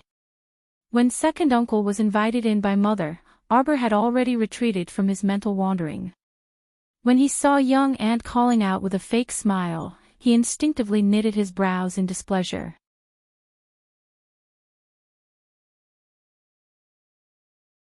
Chapter 18. It was within Arbor's expectations that elderly Lady Qiao would summon their family in the middle of the night. Arbor was well aware of this elderly lady's personality. She was a selfish, suspicious, jealous, and prideful person. In her previous life, her mother had died of depression partly because of elderly Lady Qiao's sneaky actions. Elderly Lady Qiao was a hypocrite who secretly pranked her mother to death while bragging about how good she was to her eldest daughter-in-law. If elderly Lady Qiao didn't ascertain her identity overnight, she definitely wouldn't be able to sleep tonight. Of course, Arbor believed that after elderly Lady Qiao ascertained her identity as a mystic cultivator, she would probably be burned by the flames of jealousy and be unable to sleep for an entire night. When Wei Ziqin held Arbor's hand as they walked through the door, she glanced around and saw an elderly lady sitting at the head of the table. Her appearance matched that of the mean and thin elderly lady in her memory. She had a dark and thin face, sharp cheeks, and a pair of gloomy old eyes. No matter how much she dressed up like an elderly lady from a wealthy family, it couldn't conceal the pettiness in her bones. Mother. Father Qiao Zhongbang, Mother Wei Ziqin, second uncle Qiao Zhongxing, and youngest aunt Su Jiao all bowed respectfully to elderly Lady Qiao. After youngest aunt bowed, she walked to her husband Chow Zhongheng's side and chuckled as she held on to her 4-year-old son, little chubby Chow Long. The small hall was filled with people. Other than eldest aunt Chow Wenshou, who was married off to Lu City's city district, second uncle, youngest uncle's family, and youngest aunt Chow Wenwan, who was about to get married this September, were all present. Arbor couldn't help but snicker inwardly. It really was a tripartite hearing. This old one was actually present at the gathering just now, but this old one was rather far away from the crowd, so I didn't see clearly what happened. It's just that I heard from the villagers that our old Chow family produced the youngest mystic cultivator in the village, so this old one wanted to ask you clearly whether this matter is true or not. As elderly Lady Chow spoke, her gloomy eyes stared unwaveringly at Chow Mu. The funny thing was that his foolish father thought that old madam was as happy and proud as he was that her daughter had become a mystic cultivator, so he impatiently summoned them overnight to clarify things. Chow Zhongbang nodded and said with a smile, "Mom, don't worry. This is definitely true. We saw it with our own eyes. Also, the experts from Tiandao sect have confirmed that our Chow, is a mystic cultivator." The old lady's eyebrows and lips drooped as she grunted in agreement. Then, she asked coldly, "I heard that in Arbor, she sternly rejected the invitation of senior brother Ji from Tiandao sect. He even dared to injure a young miss of the Heavenly Dao sect. Is this true?" Chow Zhongbang's heart sank. He hurriedly lowered his head and answered respectfully, "It's like this, mother. That miss from Tiandao sect made the first move. I'm asking you if this matter is true." Elderly Lady Chow angrily shouted with a frown as she heavily slammed the black wooden table. Chow Zhongbang immediately knelt on the floor and nodded in fear and trepidation. "Yes, it's true. Mom, don't be angry." His mother was a widow with 3 sons and 2 daughters. She had painstakingly raised them to adulthood and started a family after so many years. All the children in the family had absolute respect for this widow, including Chow Zhongbang. Seeing that his mother was angry, Chow Zhongbang immediately gave in. "Foolish." Elderly Lady Chow fiercely reprimanded, "The children are insensible, but are you 2 adults also insensible? What kind of place is Tiandao sect? Is it something you can offend? Is Tiandao sect's young miss someone a village girl like her can hit or scold?" Elderly Lady Chow slammed the table and chair loudly as she angrily reprimanded, "You're pushing old Chow's family into a frying pan and roasting it."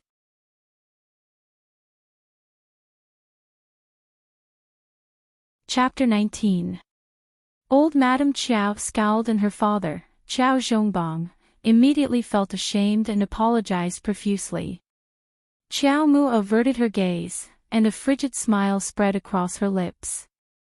She had long given up hope for her father, so she wasn't disappointed when she saw him immediately concede to old Madam Chow. "Arbor." Old Madam Chow coldly called out her name. "While the guests from Tiandao sect haven't left yet, go apologize to Miss Lu from Tiandao sect tomorrow. Even if you have to kowtow 9 times for every 3 steps, go through fire and water, you have to do it. In any case, you must obtain Miss Lu's forgiveness and don't cause trouble for our Chow family. I'm talking to you. What kind of attitude is that?" Old Madam Chow couldn't help but become furious when she saw that the child tilted her head and refused to look at her. After talking for so long, he didn't react at all. Old Madam Chow had never liked this cowardly child who hid from everyone. She could tell that the child was petty and unpresentable. Whenever she saw the child's evasive gaze, she would get angry. But today, the situation was a little strange. This child wasn't like before, hiding behind her mother, Wei Ziqin, whenever she was scolded and counting her fingers pitifully. Instead, the gaze she occasionally shot over was as dark as a pool of stagnant water in an old well, making old Madam Chow feel very uncomfortable. "Jojo." "Father," Qiao Zhongbang also frowned and turned to look at Arbor, who was tilting her head. Grandmother is talking to you. When Qiao Mu heard this, she turned her head and stared straight at elderly Lady Qiao, who was sitting at the head of the table. Elderly Lady Qiao's entire body shuddered from this bone-chilling gaze, and she reflexively leaned back. Jojo didn't do anything wrong. Mother, Wei Ziqin, was eager to protect her daughter and hurriedly argued. Miss Lu made the first move. If Jojo didn't dodge, he would have. Shut up. The old lady was frightened by Arbor and felt a trace of fear in her heart. Now that she saw her daughter-in-law, who was usually submissive, actually dared to refute her, she couldn't help but feel angry. She angrily scolded and interrupted Wei Ziqin's words. Who is Miss Lu? Who was Arbor? So what if she was scolded and beaten by Miss Lu? Was it worth it for her to retaliate so heavily? Don't think that just because this child has entered the ranks of mystic cultivators now, she thinks she's invincible and can look down on everyone. Tiandao Sect's strength is right there. Are you trying to hit a rock with an egg and seek your own destruction? Mother, please calm down. Qiao Zhongbang hurriedly comforted her and turned to give Wei Ziqin a look, telling her to shut up and stop talking. I'll leave this matter to you guys. The old lady harumphed coldly and stood up. Zhongbang, if you still see me as your mother and are still willing to listen to your mother, then you will personally escort your good daughter to Tiandao Sect's camp tomorrow and solemnly apologize to Miss Lu. Arbor curled his lips and stood to the side without saying a word. That was fine. She would wait until tomorrow to see if her father would really escort her to Tiandao Sect to apologize. She would see if this man she called father would further disappoint her and her mother. Arbor's eyes contained a smile, but that smile was gloomy and cold. The moment they met, the old lady's entire body trembled, and her teeth chattered as she involuntarily shivered. When she looked again, the old lady's eyes were so calm that there wasn't the slightest ripple. How could anyone tell that the girl was smiling? She stood there, and the ground beneath her feet seemed to be a black gate to hell. Countless bony hands burrowed out of the ground and roared soundlessly. A cold snort that resembled a wooden sculpture appeared at the corner of the little girl's mouth, inexplicably raising goosebumps.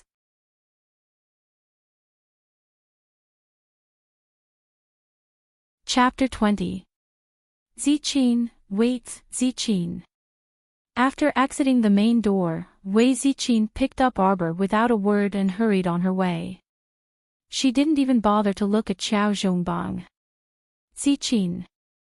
Qiao Zhongbang caught up with the mother and daughter in 3 steps and reached out to take Arbor from Wei Ziqin's arms. Ziqin, calm down and listen to me. Wei Ziqin suddenly turned sideways and avoided Qiao Zhongbang's arm. I don't want to listen to anything. My Jojo didn't do anything wrong. If she didn't resist at that time, would she have waited to be killed? Your mother is unreasonable. My Jojo won't apologize to anyone. If you want to do it yourself. Go and do what you promised your mother. Ziqin, how can you say that to mother? It's not easy for mother. Shut up. Wei Ziqin's sudden outburst shocked Arbor. One must know that in her previous life, Wei Ziqin's personality was so soft that even when old Lady Qiao bullied her, she would always swallow her anger. This time, her mother went against the mother and son of the Qiao family for her. Although Arbor didn't say anything, her heart was filled with gratitude. This was her mother. So in your mother's eyes, that Miss Lu is high and mighty and incomparably honorable. My daughter isn't human. What's wrong with beating and scolding her? If she's not good, why doesn't she send herself to be beaten and scolded? Miss Lu is the daughter of a sect and a noble family. My daughter is also the apple of my eye. No one can bully her. Wei Ziqin's voice choked as she spoke.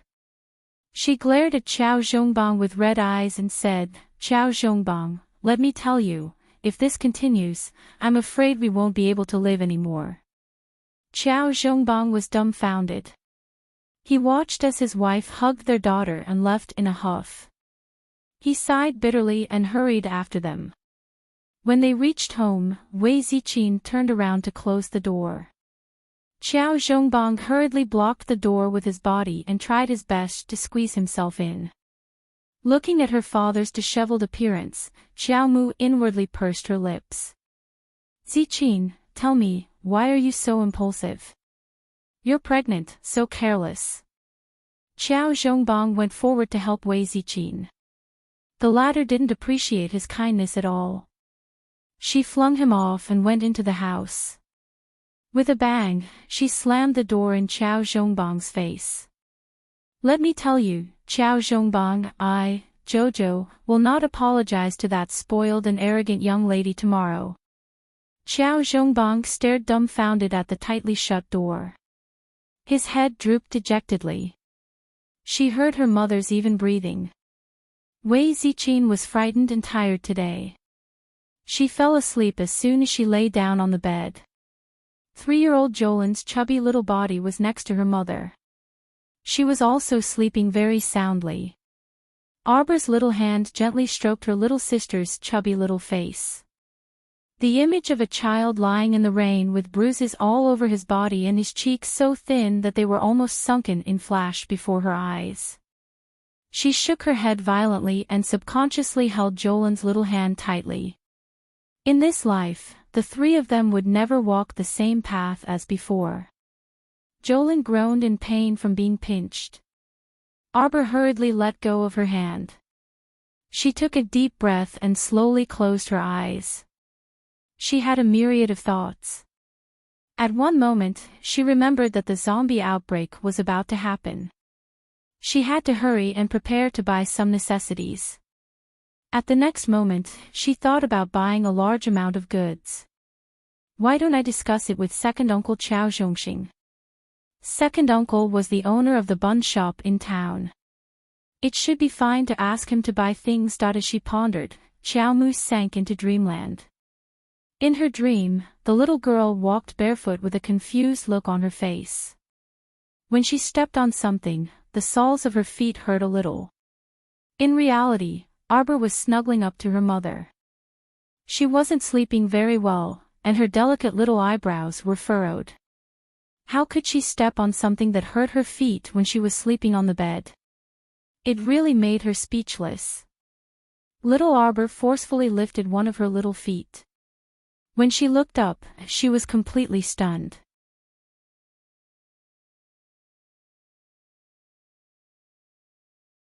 Chapter 21. The child subconsciously reached out and pinched her thin cheeks. Yes, it doesn't hurt. She must be dreaming, hee. No wonder she saw a mountain of jewelry that was more than 10 meters high when she looked up. Because her little feet were stepping on red, blue, and green gems that were so dazzling that they blinded her eyes, the soles of her feet hurt a little. Our dear Qiao Mu reflexively moved her big toe that was sticking up. Why can her toes move? She opened her small mouth and pinched her arm again. She really didn't feel any pain. Yes, she must be dreaming. Thinking about it, she couldn't help but find it funny. It seemed that what she thought about during the day, she dreamed about it at night. She had been thinking about how to get some money to replenish her supplies before the zombie disaster broke out. In the middle of the night, she dreamed of a mountain of wealth filled with jewelry. Ha, this is too funny. The child supported her chin with her hand and squatted down with a smile. She tilted her head and looked around. This place really wasn't big. It was only about 15 cubic meters, like a square box. The four sides and the sky were covered by a huge purple crystal screen. Purple crystal screen. That's not right. Why did she feel that it was getting more and more familiar? The child moved his rolling eyes and fixed his gaze on a pair of human-shaped stone sculptures that were as tall as a 3-story building beside the golden jewel mountain. The stone statues were about the same height as the mountain of jewelry. She couldn't see their faces, but for some reason, Arbor felt that they were inexplicably familiar. She felt a sense of dependence and fondness. She picked up an emerald from the ground and held it in her hand, unconsciously rubbing it. Her little head turned left and right. Suddenly, she jumped 2 steps forward. Her little hands dug around in the pile of jewelry for a while and pulled out a delicately carved food box made of red sandalwood. Hee, Arbor couldn't help but want to laugh. This dream was too funny. She saw gold, silver, and jewelry, and then she saw a food box. She used force with her 2 little hands and opened the lid of the food box. Haha, there were indeed 2 rows of 10 cute white and chubby meat buns. There were also a few round lollipops stuck in the gaps between the meat buns. How much of a money grubber was she to be able to dream of a mountain of gold and silver and dig out a food box filled with meat buns and lollipops from the mountain of gold? Ha! Ha! Ha! Xiao Mu laughed 3 times. Suddenly, she felt her body being shaken. Arbor opened her eyes in a daze and looked at the 2 faces in front of her, one big and one small. Sister, what kind of sweet dream are you having? You just said. Ha. Ha. Ha. I see meat buns. Xiao Mu's head. Xiao Mu, Xiao Mu, Xiao, Xiao, Xiao, Xiao, Xiao Xiao, Xiao Xiao, Xiao Xiao. Chow chow chow, chow chow chow, chow chow chow, chi chow chow, chow, ft. On the side, Wei Ziqin could not hold back her laughter. She picked up her chubby youngest daughter and held Xiao Mu's hand to pull her up. Xiao Xiao is having a sweet dream, right? Come on, we have to get up. Mother will go out to prepare breakfast. Jojo, take Xiao Lin, to wash up. After Wei Ziqin finished speaking, she got up, pushed the door open and left, leaving the little fatty Jolin behind. He shook her hand with all his might, trying to pull her off the bed. Sister. Wait. Xiao Mu sat cross-legged on the bed, motionless. She closed her eyes and breathed in silence, shutting off her 5 senses as she guided a weak mystic energy to slowly circulate through her newly opened mystic meridians. This profound vein was extremely small and weak. Among the various tendons in the body, it was so weak that it was negligible. However, this was a necessary path to embark on the path of a mystic cultivator. Many people stopped before the mystic veins and were unable to step through the threshold of a mystic cultivator for the rest of their lives. Arbor held his breath and concentrated. He gathered this weak Xian energy into a strand and rushed it to the space between his eyebrows, turning it into a thin strand of Xian sense.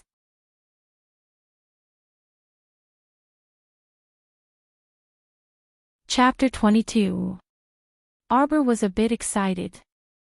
She didn't expect that she would be able to condense mystic energy between her brows and transform it into mystic conscious in an instant. In her previous life, she remembered that she had spent a total of 7 days, day and night, before she finally condensed her profound energy into profound consciousness. The teacher who guided her even said that this kind of aptitude was considered not bad, and that her speed of condensing profound consciousness was more than 3 times faster than ordinary people. Only those who could condense mystic conscious could be considered to have truly stepped into the ranks of mystic cultivators and be able to use mystic conscious to open the door to their own inner world. Otherwise, if a mystic cultivator couldn't even open their own inner world, they would be a laughingstock. At this moment, the instant Arbor's mystic conscious formed, the excess mystic energy all retreated back to the mystic domain in the center of her lower abdomen. The mystic domain that her eyes could see now was only the size of an olive pit, so the mystic energy it could store was naturally pitifully little. Arbor secretly estimated that her current cultivation was probably around level 3 mystic cultivator. However, with her current age, a level 3 mystic cultivator was definitely in existence that would make everyone's jaws drop. In her previous life, the importance of mystic conscious was only recognized in the later stages of battle. Many great mystic cultivators who had already stepped into level 10 had devoted themselves to researching how to strengthen mystic conscious and expand their inner world. Mystic conscious was condensed from mystic energy. If a person had 100% mystic energy, the mystic conscious they could condense would definitely not exceed 10% in the initial stage, and their inner world would naturally be pitifully small. However, through research in the later stages, mystic conscious could slowly increase through continuous training and strengthening. If a level 3 mystic cultivator's mystic conscious could reach 30% of mystic energy, it would definitely be much more powerful than someone with 10%. In battle, regardless of whether it was the speed or strength of mystic energy exerted, the two could not be mentioned in the same breath. At this moment, Arbor could clearly see the thin mystic conscious condensed in her mind gradually transform into a pair of frail little hands that forcefully pushed open a large door filled with white mist. Then, that pair of little hands transformed into a barefooted little person that shuffled through the door with great familiarity. Arbor's eyes flickered as she carefully looked at that little person's back figure. Fuck, wasn't this her mystic conscious avatar? Wait, mystic conscious avatar. How could something like an apparition appear now? She remembered that in her previous life, she had cultivated for close to 10 years before she finally succeeded in condensing something as high and mighty as an apparition of consciousness. This was because after the profound sense was transformed into a physical form, it could cultivate on its own at all times within the pool of consciousness. Compared to ordinary people who spend a lot of effort and constantly use various training methods to condense profound energy to strengthen and shape the profound sense, it was much simpler. A person with an apparition was like sitting on a mountain of gold and a group of strong, free labor. They just had to wait for the gold to fall into their pockets piece by piece. They probably didn't even need to count. Wait a minute. She might not have woken up from her dream. Why did the enclosed space that looked like a small box that the apparition had swayed into look so familiar? Wasn't this the scene of the Golden Mountain in her dream? No wonder he looked so familiar. Wasn't this the inner world that she had obtained in her previous life? The purple crystal curtains that filled the front, back, left, right, and top were, to put it bluntly, the walls of the inner world that formed a world. This was her inner world. Arbor opened her eyes and sat on the bed in a daze for a long time, forgetting to make a sound. Why was there a pile of gold and jewels in her newly opened inner world? There was also a food box filled with so many spicy meat buns buried under the gold mountain. She remembered that when she first entered the inner world in her previous life, that place was twice as small as it was now. Moreover, once she entered, other than the walls, there was really nothing else.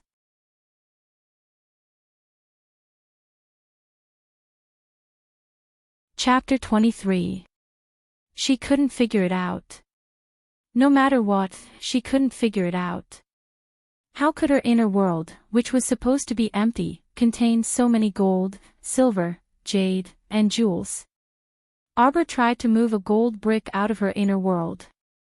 As a result, she felt a slight stabbing pain in her mind, causing her to subconsciously close her eyes.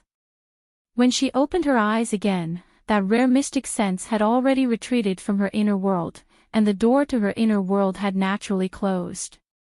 The apparition of her mystic sense was most likely locked in her inner world, and she could only let it fend for itself. Arbor sighed softly. With such weak mystic energy, she naturally couldn't condense her mystic sense for too long. This meant that even if she had a mountain of treasures, she wouldn't be able to take anything out. She thought for a moment and tried to move a small square wooden table in the corner of the room into her inner world. Then, she couldn't help but roll her eyes. What was the point of only storing it and not taking it out?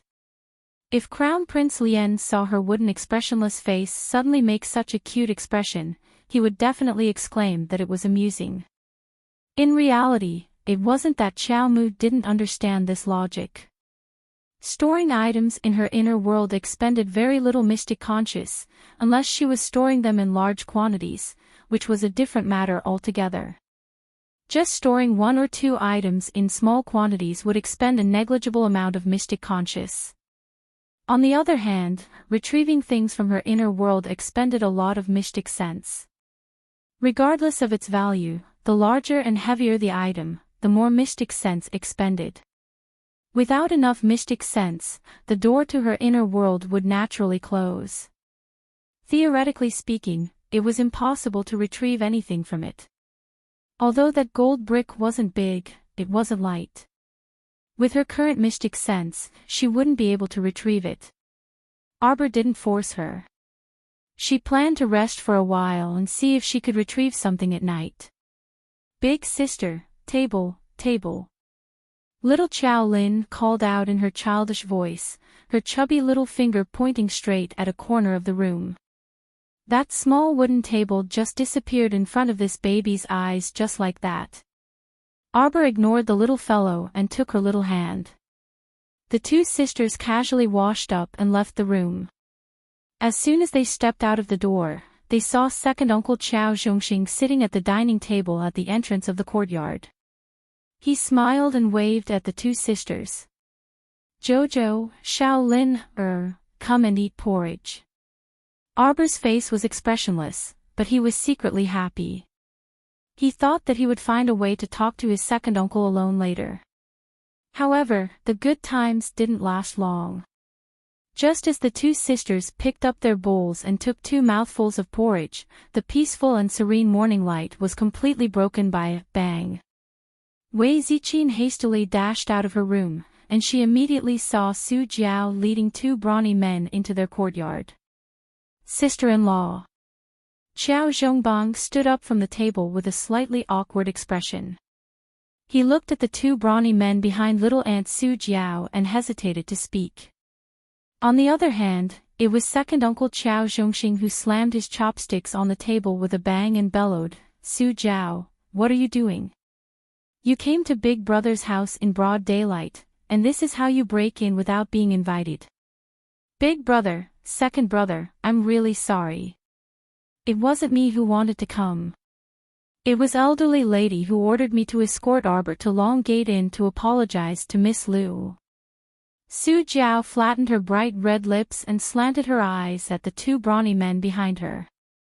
What are you waiting for? Do it.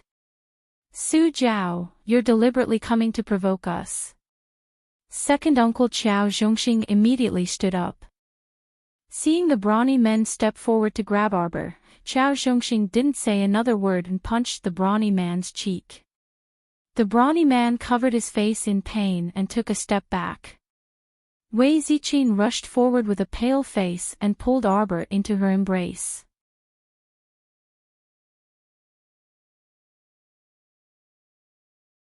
Chapter 24.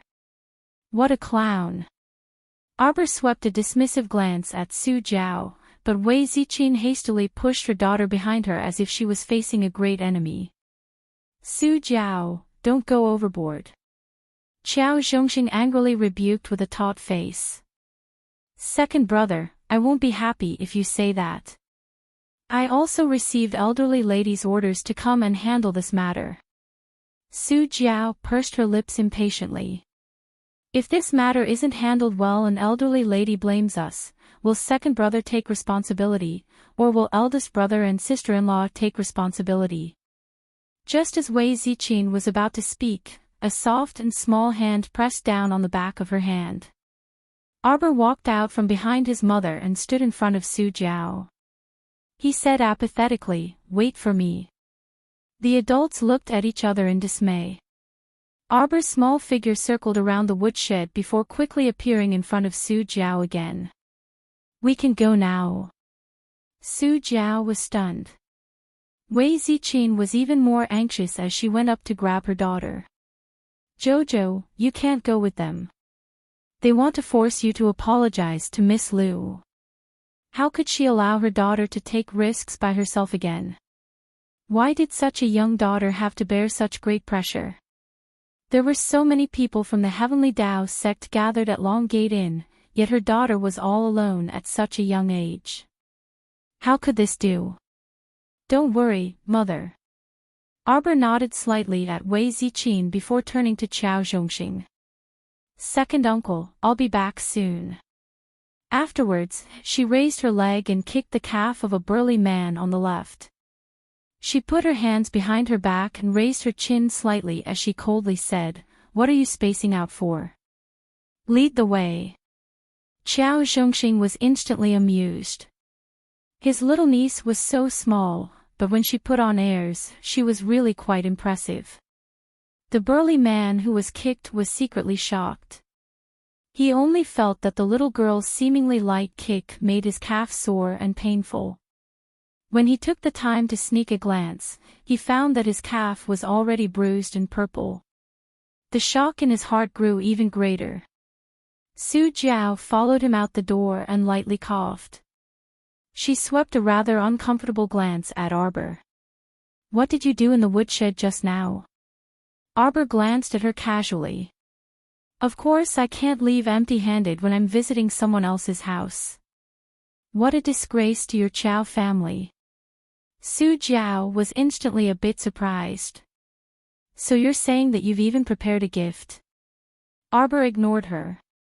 This child probably wouldn't talk more than 3 sentences. If others asked too many questions, she would be too lazy to answer. There was only that one inn in the entire Quoto village, and it was located at the entrance of the village. It couldn't be said to be very luxurious, but there were still quite a few people coming and going to stay there. Su Jiao had the 2 burly men stay outside Long Gate Inn while she led Arbor inside. After asking for the Heavenly Tao sect's Miss Lu's room, she brought Arbor to the elegant room on the 2nd floor. There was no one in front of Lu Yexin's door. Presumably, the other disciples of the Heavenly Tao sect were resting in their own rooms. Su Jiao reached out to push Arbor. "After going in, properly apologize to Miss Lu and repent for your previous rudeness. You must coax Miss Lu well, or else you'll suffer when you return." Arbor coldly glanced at Su Jiao. For some reason, Su Jiao felt that this child's dark eyes were a bit frightening. There wasn't the slightest bit of warmth in those contrasting black and white eyes, as if they were covered in a layer of 1,000-year-old ice and snow. They didn't resemble a child's eyes at all. After Arbor entered the room, he closed the door behind him and curled his lips at Lu Yexin, who was sitting up. "What are you doing here?" Lu Yexin's gaze landed on that little fiend, and she couldn't help but cry out in alarm in her heart.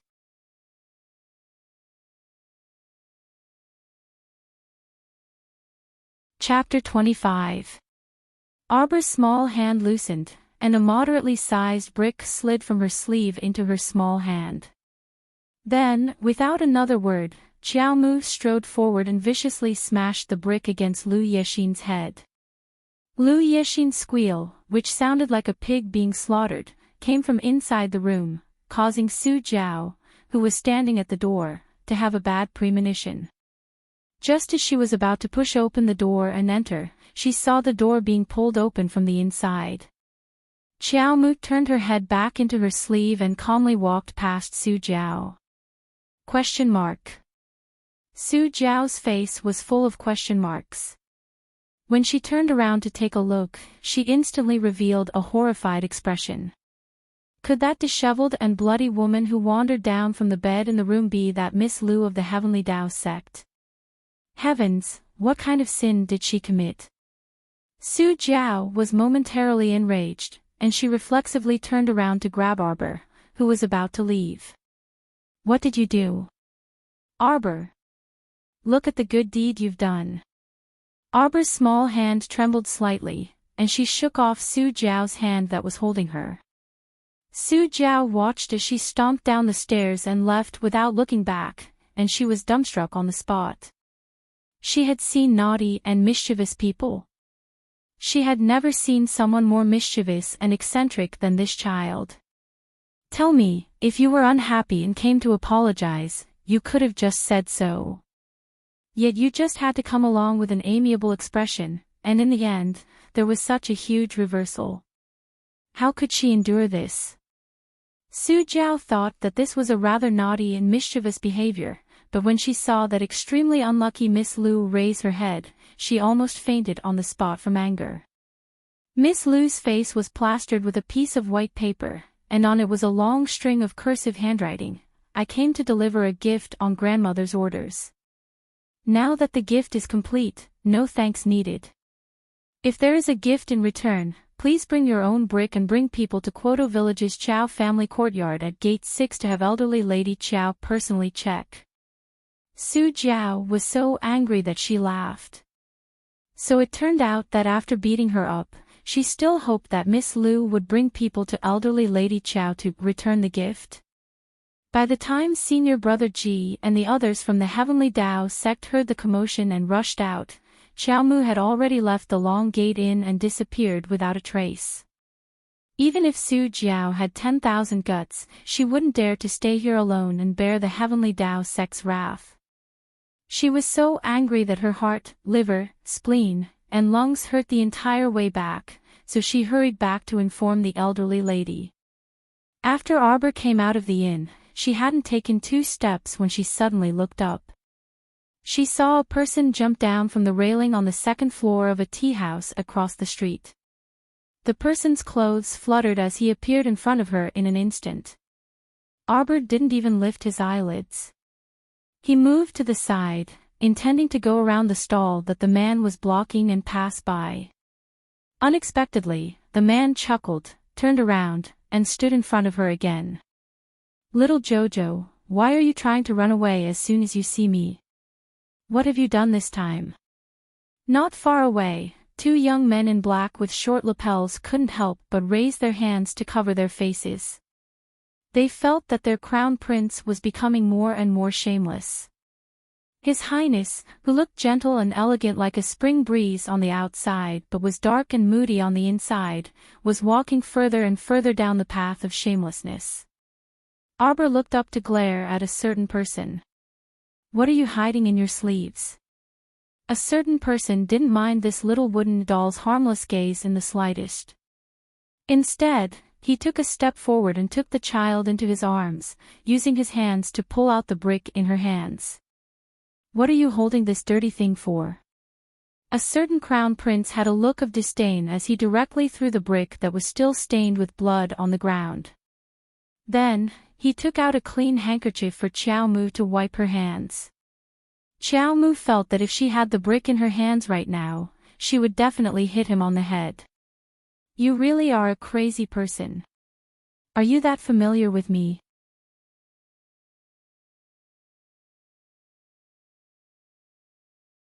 Chapter 26. How are we not familiar? Look. This is already our 3rd chance encounter. Mo Lian blinked, and her hands paused. She suddenly recalled that in these 3 encounters, it seemed that she had coincidentally witnessed the child's violent acts each time. This is probably fate preordained by the heavens. Mo Lian said with a chuckle. With a light flick of her finger, a 5-finger-wide, 7 cun long black object inexplicably appeared in her hand. It was shaped like a ferrule. In the future, use this to hit people. It's nimble and handy. Mo Lian handed the ferrule to the child and cast a disdainful glance at the brick on the ground. "Don't use such a dirty thing. It'll fall apart after 2 hits, so it's not easy to use. This is good, it's very sturdy. Don't worry about hitting it, it won't break." The 2 accompanying youths in black almost fell to the ground. "Such a small seedling, yet you're courting disaster by leading it astray. Is this really good, Your Highness?" That ferrule looked black and very cold, but it was very warm to the touch. There wasn't the slightest bit of bone-chilling coldness. Holding it in the palm of her hand for a while, she actually felt a trace of warmth. Although this crown prince was a bit neurotic, the things he took out were really good things. For example, the medicine from before, and also this ferrule. If she didn't guess wrongly, this ferrule should be a profound weapon, and its level was very high. At least, with her current level of a level 3 mystic cultivator, she simply couldn't discern the level of this profound weapon. Profound weapon masters had long been submerged in the torrent of Seacone Planet's history. In the past 100 years, a profound weapon master had never appeared on Seacone Planet, not even a level 1 profound weapon master. Many people said that Seacone Planet's soil and water weren't good, so it couldn't produce a profound weapon master. Some also said that it was because there weren't any forging materials. In short, although this whatever crown prince in front of her didn't seem very reliable, the things he took out were really very likable. Xiao Mu's face was taut, and she didn't say anything as she silently stuffed the ferrule into her sleeve. Looking at this child with an awkward personality, Mo Lien almost laughed out loud. Do you know how to use it? Mo Lien carried a certain child as she walked forward with a grin, explaining to her how to use the profound armament in a soft voice. This is a 12th level profound armament. Originally, with your current profound energy, you shouldn't be able to use it. However, I have sealed a portion of its power and temporarily suppressed it to a 3rd grade profound armament. As your strength increases, so will it. Infusing it with profound energy, you will slowly discover some unexpected uses. You can give it a name. MOMO, yes. Are you sure you didn't just casually come up with a profound armament? Arbor was silent for 3 seconds before he casually explained, it's black. Mo Lien. After a while, the black ferrule in the child's sleeve emitted a fainting colored brilliance. Mo Lien lowered her head and glanced at him, a hint of emotion flashing through her eyes. This child was really smart. He silently released his own Xian energy into the Xian armament and easily obtained the Xian armament's approval. What's your name if you look white? Whitey. Huang. Huang. Alright. MOMO, this name wasn't bad. At least it wasn't black. The corner of Mo Lien's mouth twitched slightly, and she didn't know whether to laugh or cry as she glanced at the little fellow. Speaking casually along the way made this little wooden doll momentarily forget that she was currently in a certain someone's arms and was being carried forward. Actually, how could Arbor have forgotten? She was simply shocked to the point that she hadn't recovered her senses yet. A 12th level profound armament. This whatever crown prince used a 12th level profound armament right off the bat. She hadn't even seen a 12th level profound armament in her previous life until she died. Okay.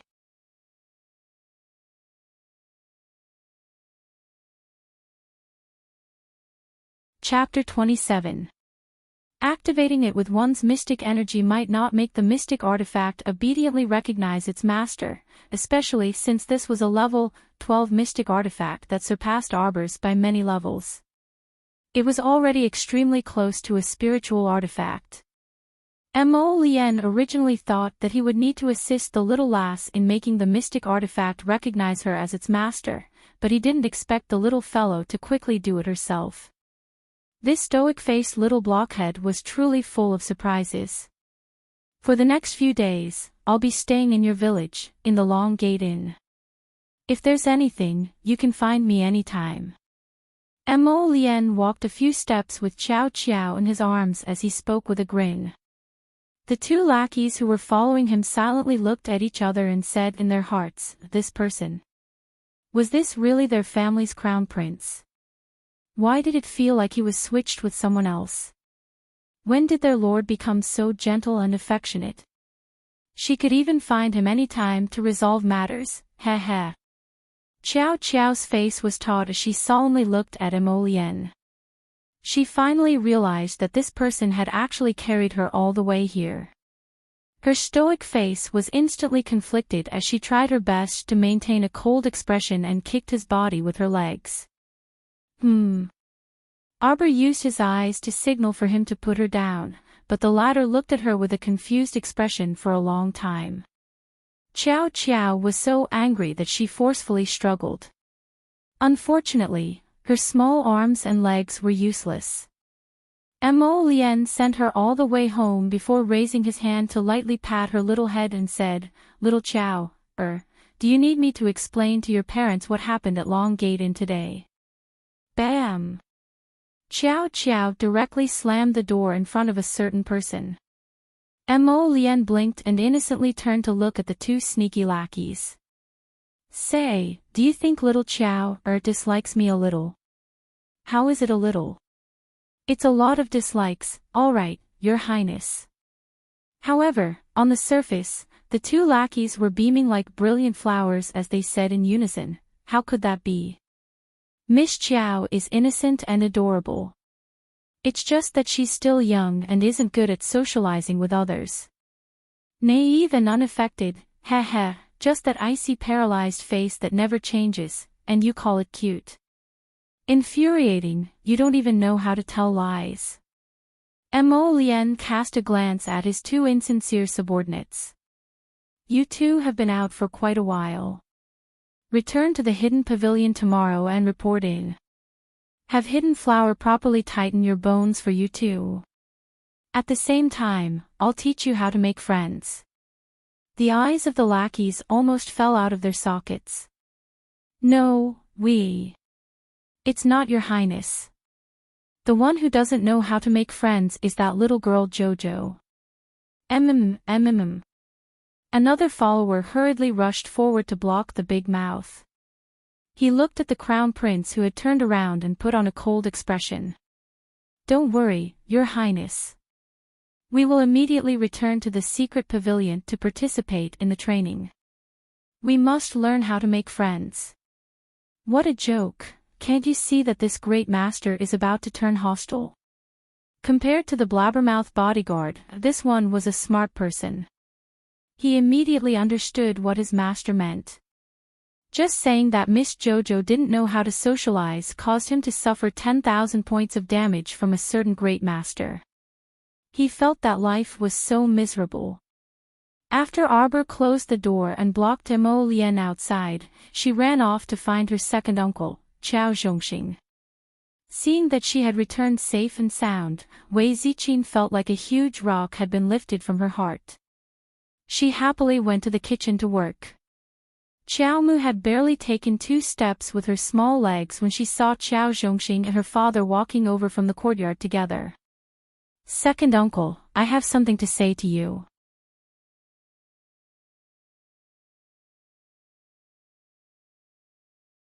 Chapter 28. Jojo.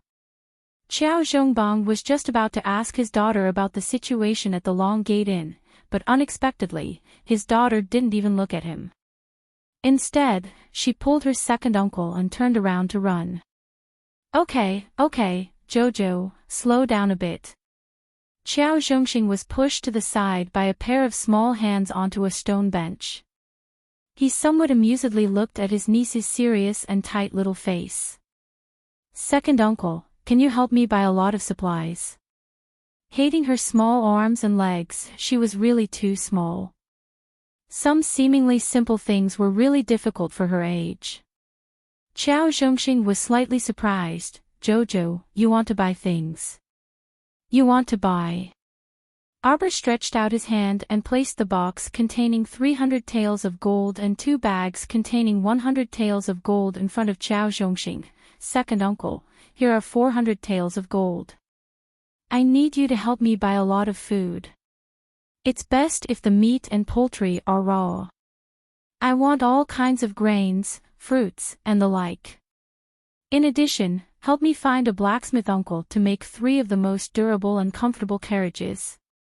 Also, help me make a batch of pig iron arrows, 10 bows, and 50 swords. That's all for the time being. This is the blueprint for the carriage. Also, second uncle, help me buy 6 fast horses. At least 500 arrows. 800 arrows. If the blacksmith uncle at the village entrance doesn't have enough time, help me buy them from the blacksmith shop in the nearby village." Xiao Zhongxing stared blankly at this child. He subconsciously reached out to touch the child's forehead. It's not hot. It's not hot. Why is this child's mouth full of nonsense? Second uncle, I'm very clear-headed, and I also know what I'm talking about. Arbor pulled down Qiao Zhongxing's hand and firmly looked at Qiao Zhongxing. Second uncle, according to your calculations, 400 taels of gold, excluding the weapons and the cost of the 3 carriages, the remaining money to buy food and meat. How long can it support my family, you, and brother Xiaohu? Qiao Zhongxing stared blankly for a long time, not knowing whether to laugh or cry. Jojo, you want to build carriages, arrows, and swords, what do you want to do? Could it be that you want to rebel? You want to overthrow the Mo family's rule? Qiao Zhongxing was amused by his own stupid idea. Arbor turned a deaf ear to his question and continued to ask, Second uncle, can this food last for 3 months? 3 months, of course. Is more than enough. Qiao Zhongxing inexplicably took over the little fellow's words. But the 800 arrows and swords you mentioned may not be completed in a few days. 10 days. Second uncle, I want all of these things in 10 days at the latest. Second uncle's bun shop will be temporarily closed for the next few days. Bring brother Xiaohu to my house. I'll have to trouble second uncle to run around these days. Not at all. Qiao Zhongxing was stunned after saying that. Why did he follow the little fellow's rhythm and agree all the way? No, Jojo. Can you tell second uncle? What do you need these things for? Also, apart from those carriages, horses, sabers, and swords, the remaining gold is enough to buy all the grains in 2 to 3 nearby villages. Little guy, you need so much grains. Have you discussed this with your parents? Zhang Tai asked. When did this child become a foodie? Arbor pushed the 400 taels of gold into Qiao Zhongxing's hand. Second uncle, set off in the afternoon. When you buy everything back, I'll tell you the reason. This child. Qiao Zhongxing had a helpless expression. Jojo, we bought so many things. When the time comes, we won't even have a place to pile them up. Second uncle, you forgot that we mystic cultivators have our own inner worlds. Don't worry about buying. There'll definitely be a place to pile them up.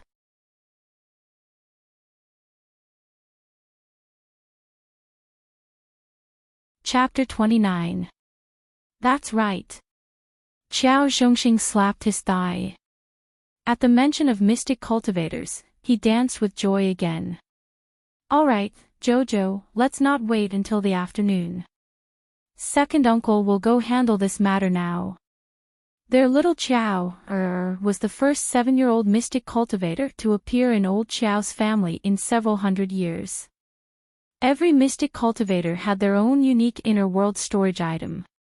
There weren't many people in the entire Sikong planet who could possess such a high-end item. Qiao Zhongxing was duped by Arbor just like that, and he happily went out to purchase items with 400 taels of gold. Little did he know that he had long forgotten that a mystic cultivator's inner world was usually only 3 to 5 cubic meters. How could it possibly store so many things? Arbor heaved a sigh of relief. Entrusting this matter to second uncle was the most dependable. No matter what second uncle did, he was very serious and honest. Since she said she needed 800 arrows, he wouldn't give her 799. There were only 14 days until the zombie outbreak. As long as she finished preparing the supplies within 10 days, she would have enough time to bring her mother and younger sister to the nearest Shijiu city to temporarily settle down. Compared to Kwoto village, which was the first to be affected and had no ability to resist, Shijiu city was second to none in the vicinity in terms of defensive forces and supplies. It could be said that it was the best refuge at the moment. Most importantly, Shijiu city wasn't far from Kwoto village, so it would only take 2 days to get there. After assigning tasks to second uncle, Arbor felt much more at ease. She decided to make a trip to Auntie Wu's house tonight and have a good chat with her about life. So tired. I feel like I've finished talking to second uncle for an entire year. Arbor lazily slumped on the recliner in the courtyard. She propped up her chin with one hand and quietly let her mind wander. When Xiao Zhongbang entered, he saw his daughter slumped on the bench in a daze with a wooden expression. "Jojo, time to eat." Xiao Zhongbang took 2 steps forward and was about to reach out to carry his daughter when he saw the little fellow jump off the bench and run toward the dining table without looking back. Xiao Zhongbang couldn't help but be stunned. He finally realized in hindsight that the little girl seemed to have started to dislike him, her father, since an unknown time. Her behavior couldn't be more obvious. She was quite cold and even ignored him as her father. Many times, if Wei Ziqin wasn't around, she wouldn't even bother to say half a word to him. Xiao Zhongbang came to the table and sat down. The family of 4 ate in silence. Wei Ziqin put food in Arbor Xiao Zhongbang's bowl from time to time. Xiao Zhongbang and Xiao Zhongbang ate by themselves, as if the head of the family was excluded. Ziqin. Xiao Zhongbang felt that his voice was a little hoarse. Wu Yanjun said that she has already contacted that family. Another day, she will be able to. Mother, I heard that Ergu's younger sister was sold to a family by her parents. Brother Ergu secretly went to town to visit his younger sister not long ago. He said that the madam and young miss of that family treated him like a cow and scolded and ordered him around all day. Sister Ergu has endless chores every day, but her body is riddled with scars and bruises. Wei Ziqin's pupils visibly contracted.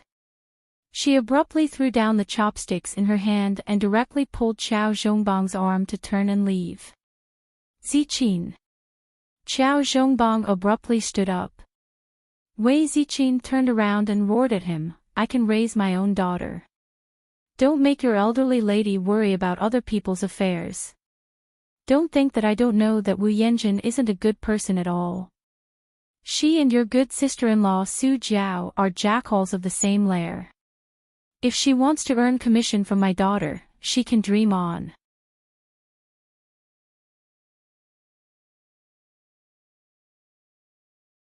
Chapter 30. Xiao Zhongbang felt very depressed. In the past 2 days, he had been constantly arguing with his wife, making him feel physically and mentally exhausted. In addition, his daughter wasn't very close to him, so he couldn't help but secretly reflect in the depths of his heart, wondering if he had really done something wrong. The mother and daughters were too lazy to care about what Xiao Zhongbang was doing outside, so they washed up and went to sleep. When it was quiet at night, Arbor quietly opened her dark and deep eyes. She turned her head to look at her mother and sister who were sleeping soundly. Gently lifting a corner of the quilt, Arbor's nimble figure passed through the window. Under the moonlight, the shadows of the trees swayed, but the window didn't move at all. Only a faint ray of moonlight fell on the bed where the mother and daughter were sleeping. Wu Yanjun's mansion was located at the eastern end of the village. It was surrounded by a brick wall that was about the height of a person, and there were several very tall trees planted inside. Arbor's ghostly figure quietly stood at the corner of the wall for a long time. She slightly narrowed her eyes, and with a tap of her foot, she easily jumped up and steadily landed on the top of the wall. Wu Yanjun's courtyard was 4 or 5 times the size of her house. In the empty field, there were several stone tables and stone benches, and there were many sunflowers planted on both sides of the road. Arbor lightly landed on the ground and directly ran towards the backyard. She didn't come here today simply to find trouble with Auntie Wu. She wanted to borrow money from Auntie Wu and visit her while she was at it. She remembered that after the zombie outbreak in her previous life, Auntie Wu dug up a ground full of gold and sold it everywhere to find people to exchange for food. Unfortunately, at that time, the price of rice was already tens of millions of gold. If a family had some extra food on hand, they would guard it more closely than gold, silver, and jewels. Arbor softly sighed. So it was said that no matter how much gold and silver you had, it was useless if you couldn't find something to buy it. She thought of the pile of gold and jewels in her inner world, and her small face couldn't help but be filled with melancholy. If she couldn't take it out now, it wouldn't be of much use even if she took it out a few days later. Forget it, if it's a blessing, it's not a disaster. If it's a disaster, it can't be avoided. In this chaotic world, although gold, silver, and jade are useless, looking at such exquisite and gorgeous is also pleasing to the eye. Arbor nimbly jumped into the backyard of Auntie Wu's house. He circled around the yard, walked a few steps south from the corner of the wall, then turned back and walked a few steps before he stood still. He pointed his feet on the ground and drew a square rectangle. A cold smile appeared on his small face. Auntie Wu would never have dreamed that the gold in her backyard would disappear overnight. A total of 900 taels of gold. For a village woman, the speed at which she amassed wealth was quite astonishing. Arbor stuffed the 900 taels of gold into a bag and threw it over his shoulder. Carrying the heavy bag, he jumped onto the wall of Wu Yanjin's house. He turned around to take a look, and the corners of his mouth curled up slightly. A few minutes later, Wu Yanjin and her husband were woken up by the fire outside and jumped out of bed in horror. When they opened the door, they were stunned by the scene before them. Jojo! The little fellow jumped over the wall of Wu Yanjin's house with a big bag on his back. He saw under an old tree not far away, a white-robed, black-haired youth with a smile in his eyes waving at him. Arbor almost slipped and fell to the ground. He secretly cursed in his heart and cursed, God of Plague. Carrying the bag, he didn't blush and his heart didn't skip a beat. He looked straight ahead and walked past the youth. Yu Xiu was really speechless. If he hadn't followed His Highness the Crown Prince and witnessed the scene of this little fellow killing and robbing, perhaps he really would have thought that this child was carrying a bag for an outing. Such a small child, his heart is so black. Is it really good for him to be so calm after killing and robbing?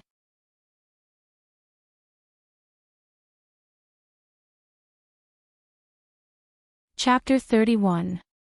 Mo Lian had just reached out, but before she could touch the big bag on the little fellow's shoulder, she received a cold glare from her.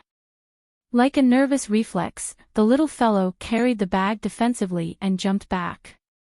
Her eyes were full of accusation, as if they were going to rob her a second time. Yu Xiu. Ahem, ahem, ahem. Mo Lian coughed helplessly. Little Jojo, don't worry. These things are all yours. We won't take a single cent from you. Humph. A certain child made a disdainful sound, carried the bag, and turned to leave. Mo Lian hurriedly stopped her and took the opportunity to pick up her small body and the oversized bag. In a flash, she jumped onto a tree. At the same time, the entire Wu residence was filled with noise. Many of the villagers carried buckets and basins of water, spontaneously forming groups to put out the fire. Jojo, what grudge does the mistress of this house have with you? Mo Lian's slender fingertips lightly tapped the tip of the little girl's soft nose. Looking at the little girl's conflicted expression, her mood inexplicably improved. Humph, a certain child proudly turned her head away and stuck her head out to look at the people coming and going at the entrance of the residence to carry water. The displeasure in her heart was instantly shown on her little face. With so many people helping Mrs. Wu put out the fire, how could it burn down? At most, it burned down 2 wings of Mrs. Wu's house. It was far from her wish to burn down half of the Wu residence. How boring. If you don't say anything, then I'll guess. Look, the first time I saw you, you wanted to squash someone to death in a smelly ditch. It's not a smelly ditch. Arbor suddenly turned her head and looked at the youth in front of her with a pair of big black eyes. How is that a smelly ditch? It's at most a small quagmire. You don't even know how to speak properly. Humph, humph. Emolien. The smelly ditch isn't the main point, okay? The main point is that you're killing someone. This is the second time you want to burn someone to death. If you say there's no hatred, I don't believe it. Since you hate this person so much, how about I help you kill her? Don't worry, as long as I make a move, I guarantee she won't live past tonight. Yushio wept silently. His Highness' style is not right. The little kid in front of him is already very cruel. Why is he still leading him astray? Your Highness, doesn't your conscience hurt by doing this? Arbor's little classmate had a serious expression on his face. No need. Yushio touching heart, not bad, not bad. The little kid is still very pure and kind. Then, a certain child's next sentence immediately shattered his worldview. Isn't it too easy for her to die just like that? Arbor said coldly, then looked at the smiling Emolien. Do you have a way to keep her alive, but she'll live in hell forever? Yushio widened his eyes slightly. Yes. Emolien nodded crisply and patted the child's head. Leave it to me. Arbor was silent for a while, then his little voice emerged in the night. Can you help me buy a crossbow that can shoot arrows continuously? Yes. It's best if it can shoot faster. Don't waste time and can't shoot 2 arrows. No problem. Can you buy enough clothes for my whole family to wear for the next 20 years? The little kid thought for a while and asked again. Yes. Can you make 1,000 iron arrows for me? He didn't feel like he was asking for a yard after getting an inch. No problem. Can you give it to me in 10 days? Okay. Arbor nodded in satisfaction and threw the big bag of gold hanging from his shoulder into Emolien's arms. I'll buy you something good to eat if there's leftovers. Yushio. His Highness isn't a foodie, thank you. Emolien suddenly picked up the little guy and laughed loudly as she walked away. He suddenly felt that ever since he met this interesting little guy, life seemed to have a bit more fun, as if a trace of vitality had been injected into his life. Yushio, Your Highness, aren't you going to ask why this little girl wants clothes that her whole family can wear for the next 20 years? So, that strange little girl killed and set fire to tonight's house just to take out gold to buy clothes for their family for the next 20 years. Ha!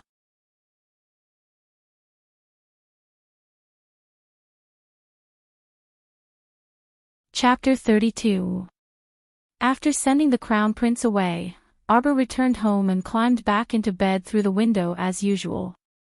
Quietly lying beside her mother, Arbor tried to circulate the mystic energy in her body before closing her eyes. She condensed it into mystic consciousness and opened the door to her inner world. That pile of glittering jewels and gold almost blinded her eyes. Our dear Qiao moved aside and tried to circulate her mystic consciousness to move a small piece of gold.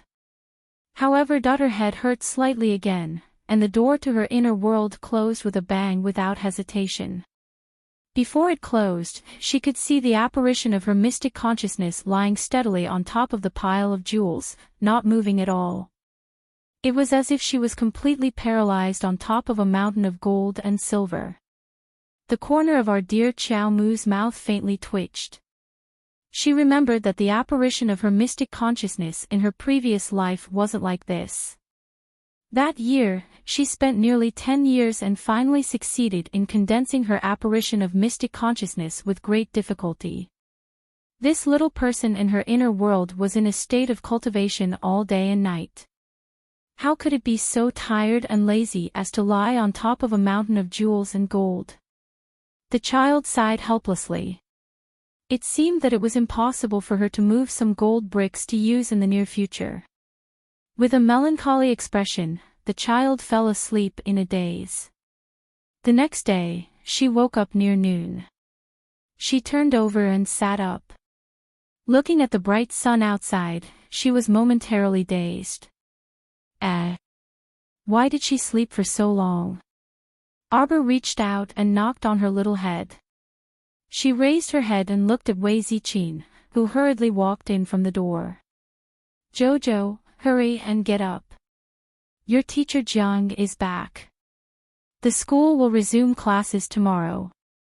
Have you finished your homework? If you haven't, hurry and do it. School. For a moment, Arbor's expression was a bit sluggish. She felt as if she hadn't attended classes in 2 lifetimes. How would she know what homework was? To be honest, she didn't have much of an impression of what teacher Jiang looked like. Only when her mother mentioned him did she vaguely remember that she had attended the only school in the village, Tiny Herb Hall, when she was young. When Wei Ziqin turned around and saw her daughter's dazed look, she couldn't help but laugh. She went forward to make the bed and said, "Okay, hurry up and finish your homework." Previously, teacher Jiang's mother was sick and had been suspended for nearly 10 days. If you can't finish the homework assigned by teacher Jiang within 10 days. Oh no, what the hell is homework? She really couldn't remember. Speaking of which, did teacher Jiang assign homework 10 days ago? Isn't that right? She was planning to prepare everything today so that she could sneak into Hulun Mountain the next day and try to find the secret realm of Peach Blossom after exploring the area. This Master Jiang who had suddenly popped out of nowhere had completely disrupted her plans. Arbor's little face scrunched up bitterly. After eating, she hurried back to her room and rummaged for her so-called homework.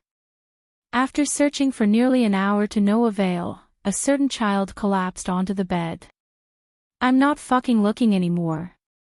At worst, I'll just go and be nagged by that teacher Jiang tomorrow. If she could see her current mischievous appearance, she would definitely be quite amazed. This was the appearance of the apparition of mystic consciousness that she had glimpsed in her inner world. There was no difference. Our dear Xiao Mu sighed for a while.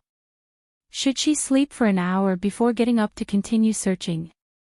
However, she didn't expect that once she slept, she would directly sleep until evening.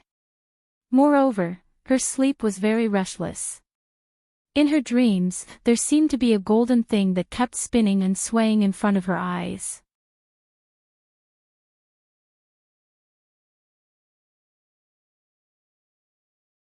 Chapter 33.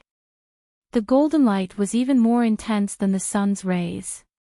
The initial ray of light seemed to have split into 2, then 4, and continued to split. The light dazzled Arbor until she felt dizzy. She struggled to wake up several times, but it was as if she was being held down by a gust of qi. No matter how hard she tried, she could not open her eyes. She was about to vomit from the dazzling rays of light. Her head was muddled and throbbing with pain.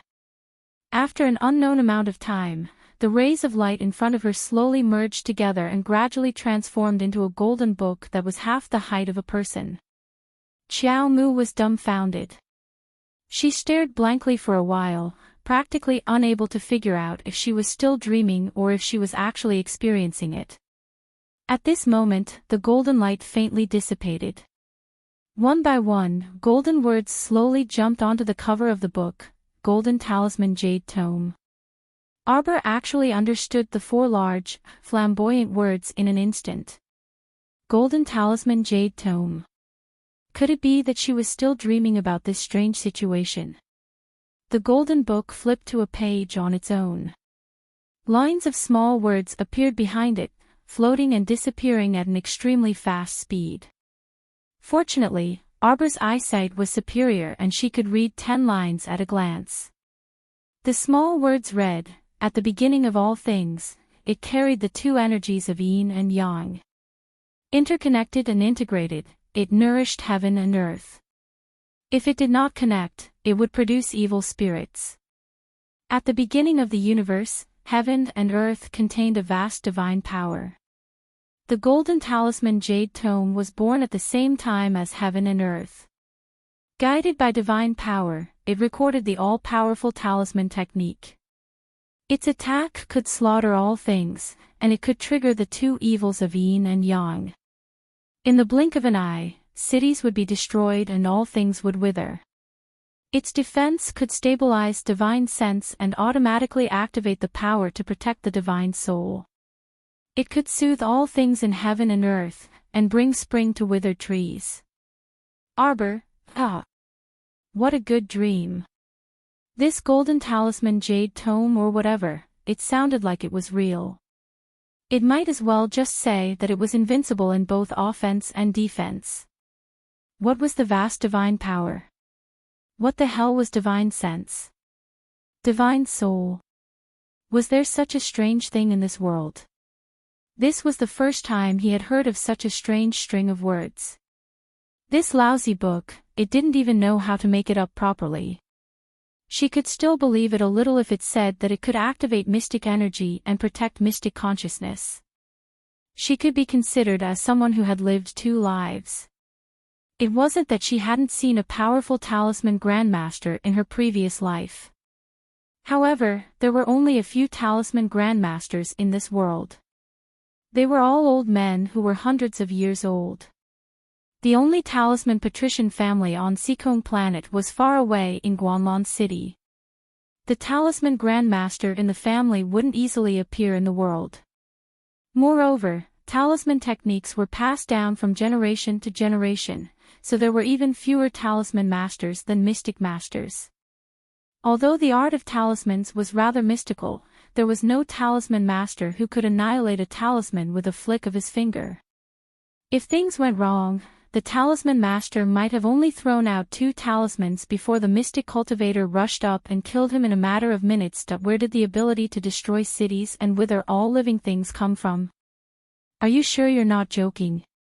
The child scoffed and forced himself to wake up from the swaying golden light again. But the result made him feel a little sad. The golden talisman jade tome was emitting a heavy pressure that made it impossible for her to move, let alone open her eyelids. What on earth was this damn book up to? Our dear Xiao Mu was so angry that she was forced to focus all her attention on that book.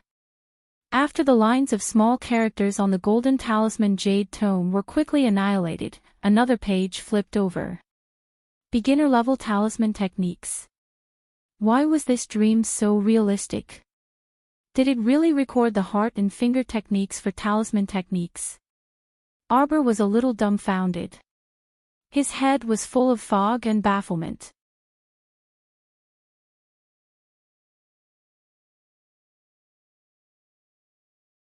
Chapter 34. When she wanted to take a closer look at it, she suddenly saw that large golden book suddenly fly up in front of her eyes. The golden book suddenly turned into powder. Layers upon layers of fragmented golden powder fluttered in the air and reformed into 12 jade slips. Like flowing light, they flew into her consciousness in an instant. Arbor immediately sat up from the bed with a whoosh. Her head felt as if it had been hammered by several large hammers for a while. It was so painful that her entire body was somewhat swaying. Arbor subconsciously reached out to hit her little head.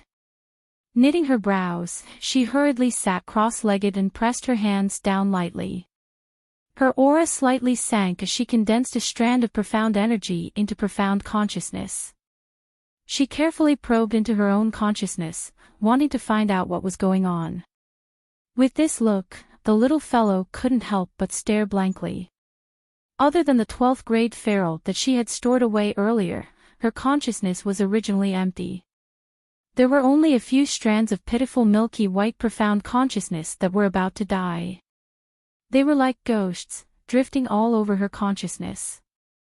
But now, what was going on with those 12 jade slips that had shrunk into a cylindrical shape? She remembered that this thing was definitely not something that she had stored into her consciousness on her own. So when she was unable to move and was paralyzed on the bed earlier, it wasn't a dream at all. Instead, there really was a foreign object that had brazenly barged into her consciousness. Strange. Arbor thought about it from beginning to end, but she still couldn't figure out where that golden talisman jade tome had come from. She had only been at home looking for homework and then lying on the bed to rest for a while. How could she have inexplicably obtained a talisman inheritance like this? Ever since she had been reborn, it seemed like everything had become a little off. First, her profound energy had awakened much earlier than in her previous life. Next, her inner world was greatly different from her previous life. There were even more inexplicable things in her inner world. Now, even her consciousness wasn't right. How could her consciousness have absorbed that golden talisman jade tome without any precaution? If by any chance this caused damage to her consciousness, she wouldn't even be able to find a place to cry. No, shouldn't the main point be the origin of that golden talisman jade tome? How in the world did this thing suddenly run into her conscious? Xiao Mu struggled to open her eyes, but she did not think for more than 3 minutes before her entire body once again fell backward, paralyzed on the bed. He didn't know if it was because this book had suddenly flown into his sea of consciousness, but his head was still hurting. I really want to sleep. Jojo, Jojo. Get up, get up. Arbor opened his eyes in a daze and saw his mother's enlarged face. Oh my God. Just how tired are you? You've been sleeping since yesterday evening until now. Get up quickly. If you don't go out now, you'll be late for school. Wei Ziqin gently shook her little ignorant daughter, not knowing whether to laugh or cry. Arbor took a deep breath and slowly got off the bed. He punched the headboard with his small fist. Boom! What's wrong, Jojo?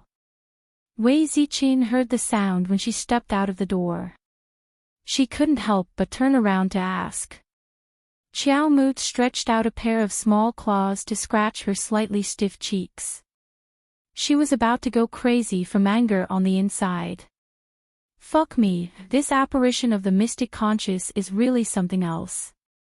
Whose apparition of the mystic conscious doesn't properly cultivate in their conscious for the entire night and only makes a fuss in their inner world for you? That strange apparition of profound consciousness also found a pen inlaid with gold beads from God knows where and spent the entire night scribbling non-stop in their inner world. Her head still felt like it had been hammered back and forth by dozens of large hammers. It hurt like hell.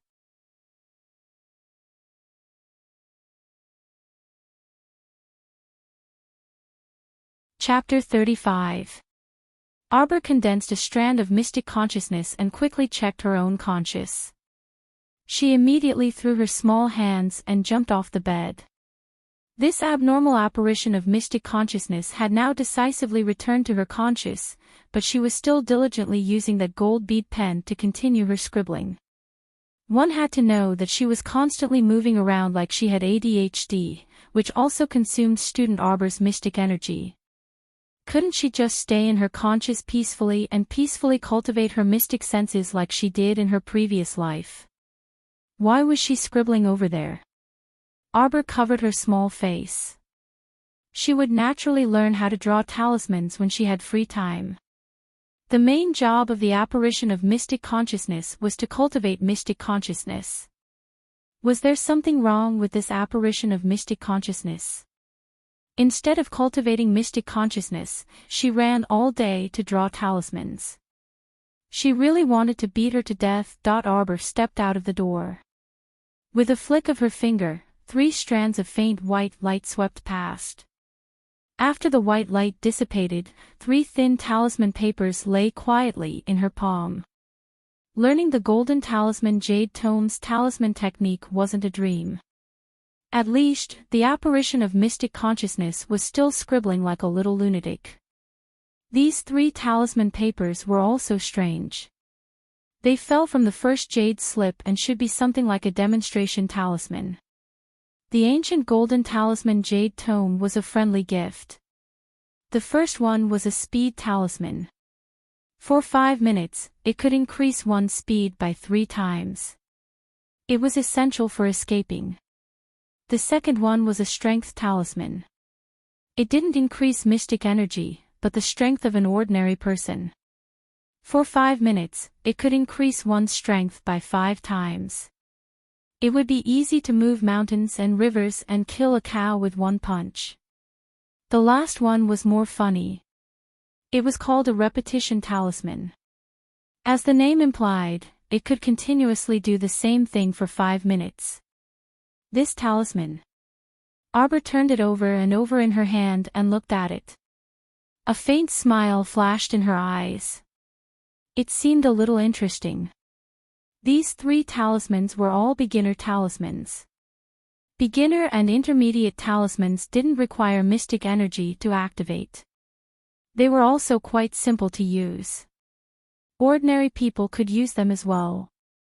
If it was a high-level talisman, it could only be used by injecting mystic energy. The more powerful the talisman, the more mystic energy it would take to open it. Most ordinary people without mystic energy could only look at it and couldn't open a high-level talisman. High-level talisman masters were rare existences.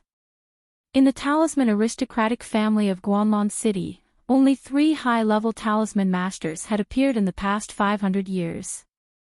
Of course, each one of them was a powerful figure. Arbor put the 3 talismans into her pocket and headed for Tiny Herb Hall with a bitter face. There were a total of 20 or so children in the village. The oldest was 15 years old and the youngest was 5 years old. They were all stuffed into Tiny Herb Hall. There were only 2 teachers in the hall. Those over 10 years old were taught by Master Tsin, while those under 10 years old were taught by Master Jiang. Tiny Herb Hall was on the west side of the village, and behind it was a small path overgrown with withered grass that led straight to Holland Mountain. Xiao Mu planned to see if she could sneak up the mountain to scout things out. The little guy carried a bundle. As soon as he arrived at Tiny Herb Hall's entrance, he saw 2 porters carrying a bamboo rattan chair over. Sitting on the rattan chair was a little fatty around 9 years old. His chubby leg was propped up and he was happily gnawing on a chicken drumstick in each hand. 2 lackeys around the same age carried a few bags as they walked along the rattan chair. They held umbrellas and fanned themselves along the way. They smiled obsequiously and said, "Young Master Tao, are you hot? Young Master Tao, do you want some water? Xiao. Wood." The young master sitting on the rattan chair suddenly shouted.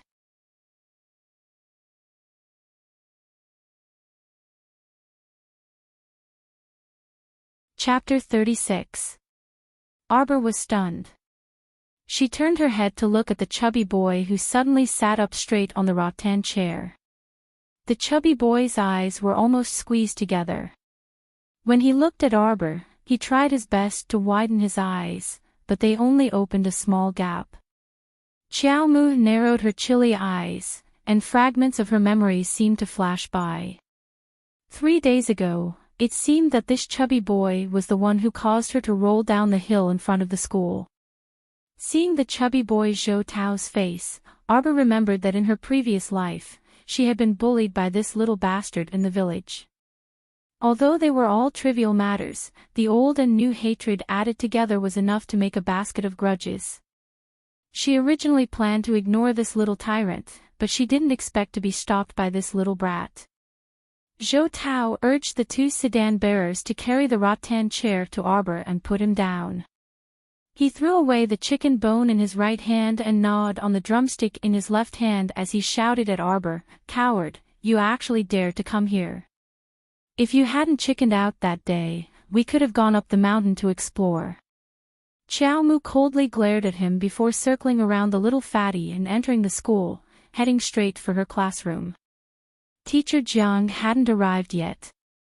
13 or 14 children under the age of 10 were playing around in the classroom.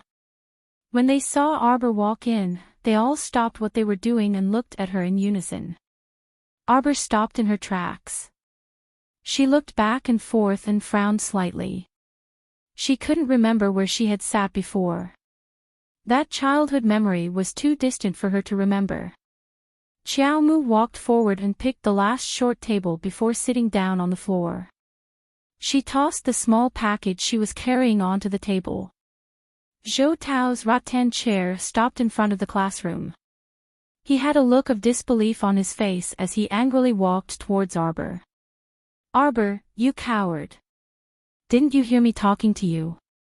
Was this damned girl crazy? She dared to look at him with such a cold gaze before, and now she completely ignored him. You're dead meat. Little Fatty glared at her fiercely, then turned to his classmates who were watching the show. He waved his meaty hands and said angrily, everyone, attack.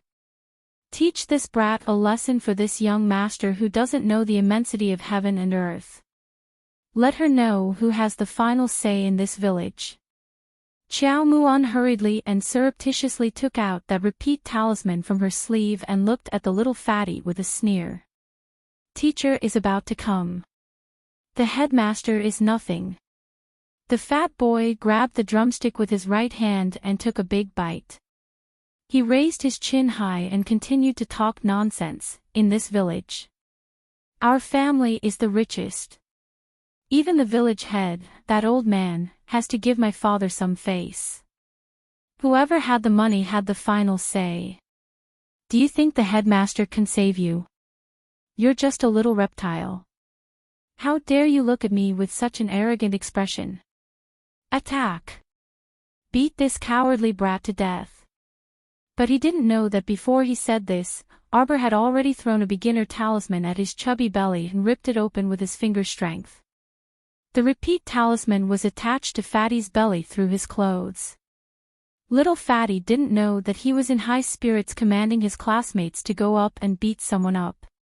Unexpectedly, an angry rebuke came from outside the window. What are you doing? All of you, stop. Headmaster Jiang walked in angrily. Looking at the group of disappointing students, he waved the rattan ruler in his hand. Go back to your seats. Fatty was dragged back to his seat with a face full of unwillingness. He turned around and glared at Arbor.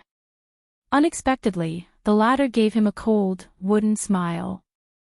In an instant, that smile was like a basin of cold water, directly splashing into the depths of his heart.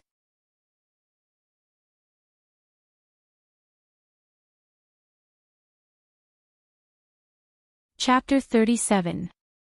Seeing that kind of demon-like gaze, the little fatty shrank his neck in fear. When he turned back to look, he saw that the little girl was expressionless. There was no trace of that terrifying aura. For some reason, the little fatty felt for the first time that the little girl quietly sat in the last row of the classroom, as if she didn't belong to this world.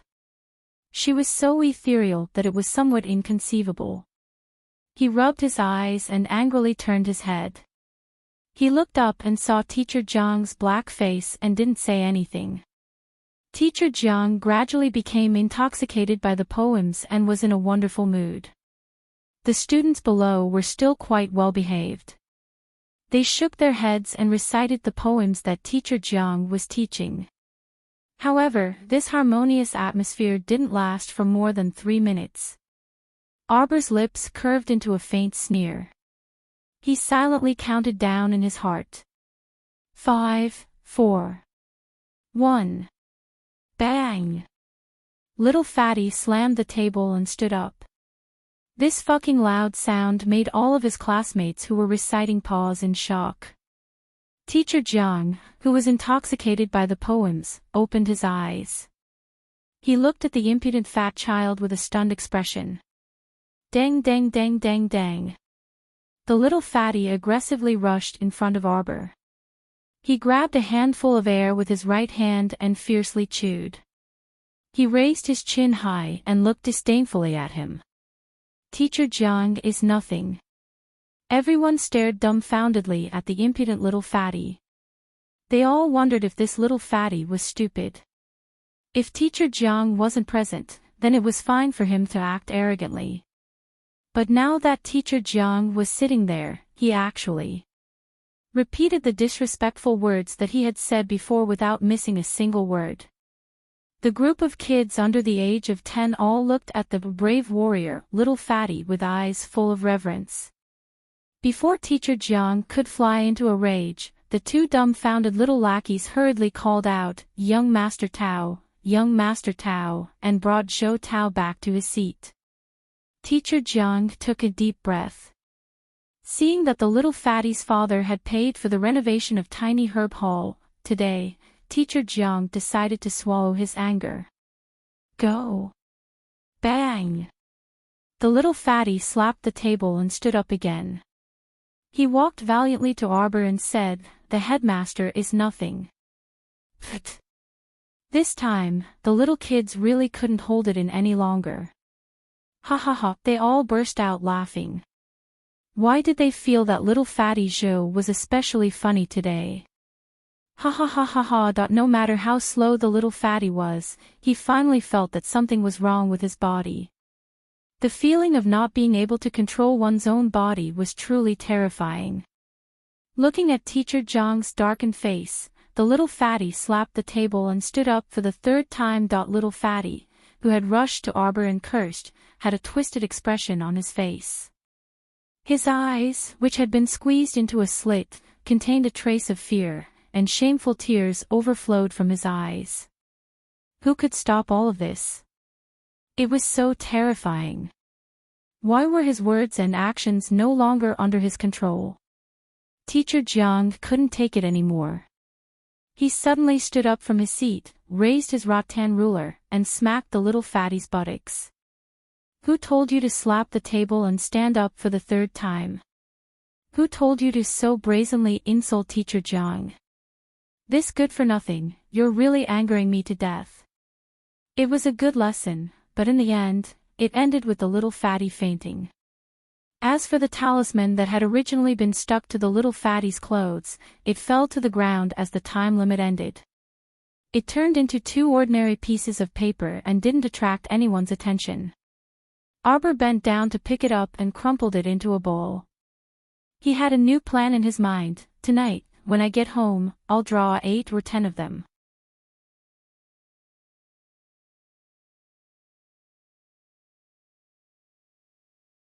Chapter 38. The next day, our dear Xiao Mu went to school with 2 panda eyes, and on the way, she couldn't help but nag. Yesterday, when she went back, she spent quite a bit of time just asking her second uncle's brother Xiao Hu to buy talisman papers in town. After snatching the talisman brush from her apparition and chasing her away to cultivate her mystic sense, our dear Arbor didn't sleep for the entire night. She secretly drew talismans in the woodshed for the entire night, and out of a total of 30 talisman papers, 2/3 of them failed. In the end, Arbor drew 3 speed talismans, 3 strength talismans, and 4 repetition talismans. She felt that her life force for the entire day had already been exhausted in advance. Our dear Xiao Mu sat at the back of the classroom with one hand supporting her chin, and her entire being was a little drowsy. At this time, a commotion came from the door, and 2 little lackeys called out, Young Master Tao. Only then did Arbor realize that the little tyrant, Zhou Tao, had arrived. After being tormented so miserably yesterday, he still dared to come today. His courage was commendable. Arbor moved her little hand to her forehead, slightly turned her head, and swept a glance at the little tyrant from the corner of her eyes. Then, she was slightly startled. The little tyrant's attire today that he wore a wide and plump sapphire blue silk robe, and a pair of black boots with wide soles. What was different from yesterday was that there was an extremely large coin-shaped jade tablet hanging in front of his chest, and the thick aura of a nouveau riche assaulted her senses. That round jade tablet hung heavily from his neck all the way to his abdomen, and the 3 large words, Protective Talisman, were written on it. It seemed like his nouveau riche father had spent a large sum of money to purchase this protective talisman. Speaking of which, in order to engrave complicated talisman characters on jade, not only did one need the support of profound energy, one also had to reach the level of a high-grade talisman master. According to her knowledge, in her previous life, there was only one person in the entire Sikong planet who could engrave talismans on jade. That person was from a talisman aristocratic family far away in Guanlon City. This little fattie's nouveau riche father was actually quite capable. However, when Arbor took a closer look, the corner of her mouth couldn't help but curve into a faint smile. She didn't feel the slightest bit of talisman energy from this wash-basin-sized talisman. The crooked and messy fake talisman characters engraved on it were just broken characters that had been deliberately distorted so that she couldn't read them clearly.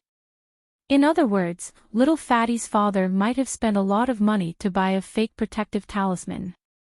Since there was no talisman power attached to the jade, it was just an ornament.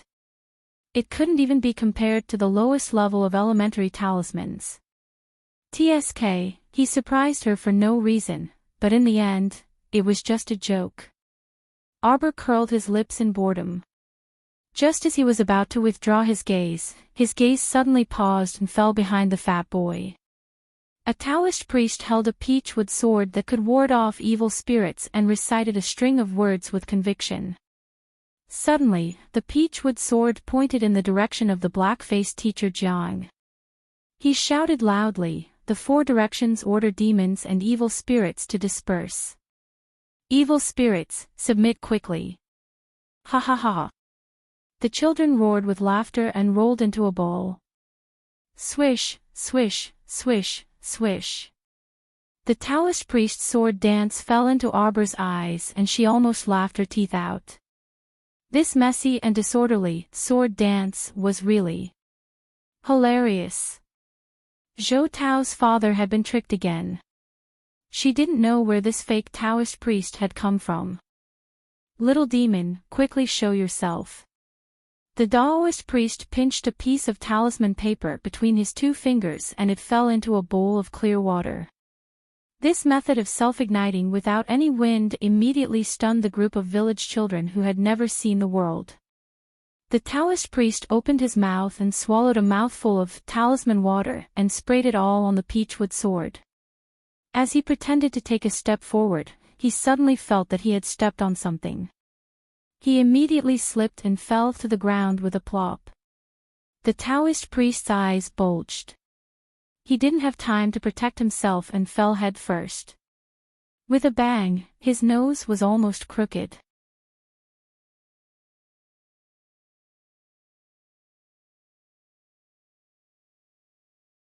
Chapter 39. This was like poking a hornet's nest. The entire classroom was filled with the sound of children's laughter. The Taoist priest stood up with a red face. He met the young master Zhou Tao's suspicious gaze and immediately shouted sternly. He pounced in teacher Zhang's direction. "Demon, where do you think you're going?" Swish, swish, swish. The Taoist priest rushed in front of teacher Jiang and played with the peachwood sword. He waved the sword up and down, and his body moved along with it. He looked like he was using all his strength, as if he was really fighting with an invisible demon. Teacher Jiang was so angry that his face turned red. He dodged the Taoist priest's peachwood sword left and right. He was about to scold the Taoist priest. Who would have thought that the Taoist priest would not be able to act cool for more than 3 seconds? He fell to the ground head first. This time, he was really dizzy from the fall. 2 streaks of blood appeared from his nostrils. The Taoist priest was anxious and angry. He roared and jumped up. The peachwood sword fell to the ground with a clatter. He immediately felt that something was wrong. His big head seemed to be attracted by the earth's core and heavily knocked down. This cycle repeated. The group of children looked at the Taoist priest's miserable appearance of standing up and falling down again and again. They all felt a little frightened. There was a shocking similarity in history. The group of students began to realize that the same unlucky thing kept repeating over and over again. Didn't this happen to little fatty Zhou yesterday? Pang! Pang! Pang! After the Taoist priest fell again and again, his forehead was red. What was even more embarrassing was that his nose was bleeding, and it flowed all over his face. After a quarter of an hour, the miserable Taoist priest realized that his big head was finally no longer summoned by the earth's core. However, at that time, he had already been destroyed and lost his last bit of confidence. He stood up shakily. His face was covered in blood, and his eyes were bulging. He looked quite scary. The Taoist priest suddenly let out a blood-curdling scream as he stumbled out of the school like a madman. The peachwood sword was thrown behind his butt and he didn't care about it anymore. The little fatty was so scared that his face was a little pale. He tightly held the washbasin-sized protective talisman on his chest and ran 2 steps after the Taoist priest. He panted and shouted, "Sorcerer, sorcerer, why are you running? Sorcerer, sorcerer, come back. Don't forget that you took 100 taels of silver from my father." Too fierce, too fierce. The ghosts here were too fierce. Little friend, you'd better run quickly. This poor Taoist will not earn that 100 taels of silver. The Taoist priest wailed and howled as he left, leaving behind a group of students looking at each other in dismay. Teacher Jiang was so angry that the veins on his forehead were popping out. For the past 2 days, little fatty Zhou had turned the entire classroom upside down. How could he still be in the mood to teach? He waved his sleeves angrily and told the group of brats to scram. Arbor raised his hand and touched his nose. He had an idea. It was only 7 in the morning. Since the headmaster was not teaching, he might as well go up the mountain and look for the secret realm of Taoyuan. Arbor had already made plans beforehand, so when he went to school for the past 2 days, he brought with him a rope for climbing the mountain, a small shovel, a gourd to hold water, and other tools, so there was no need for him to go home. She dawdled until she was the last to leave the classroom. Seeing that there was no one around, she went around the back of the classroom to a small path overgrown with withered grass and ran up nimbly. This small path was more steep and desolate than the mountain path she had taken to bring the Tiandao sect. She had never walked this path in her previous life, so she really did not know where it led to Hulun Mountain. Arbor raised her head slightly and squinted at the withered forest that was gradually melting into the sunlight.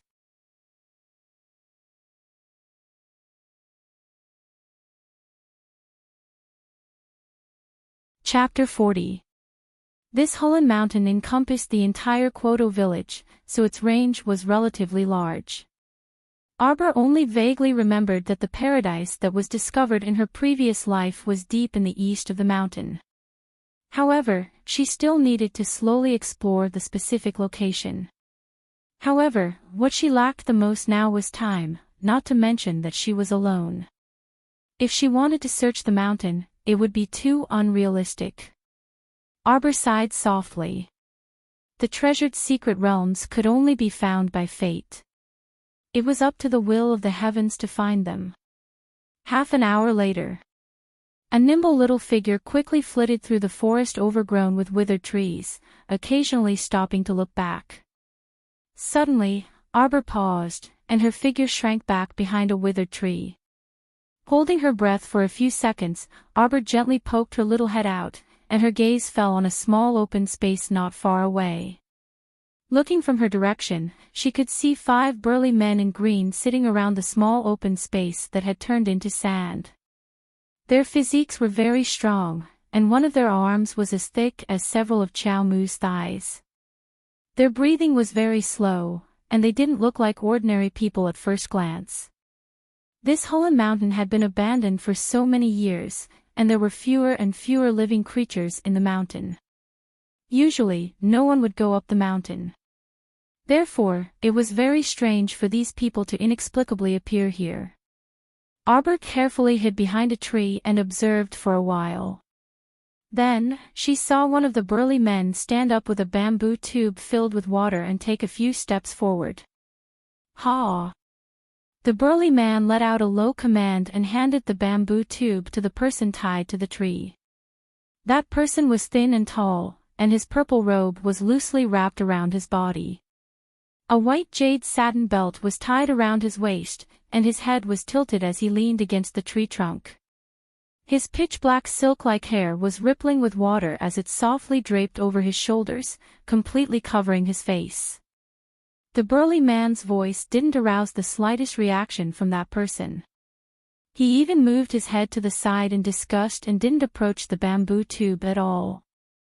A pair of red silk peony shoes gently landed on the sand, accompanied by a strong fragrance.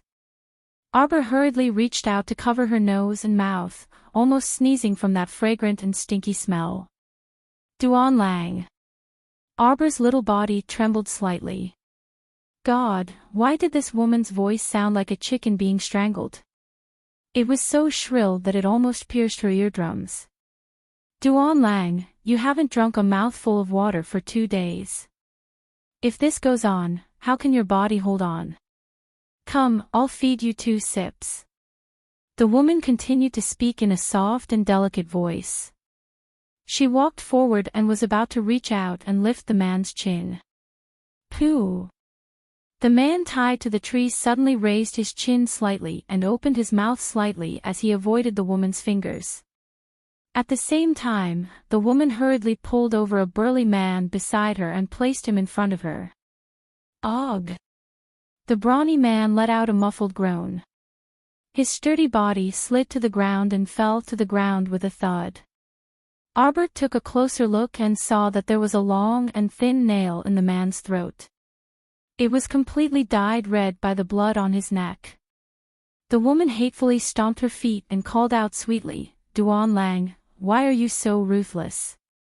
The other 4 brawny men who were sitting and eating dry rations saw the death of their companion. Their fingers slightly tightened as they grabbed the dry rations bag in their hands. They constantly rejoiced in their hearts. Fortunately, they didn't go forward just now. This dangerous person really couldn't get too close.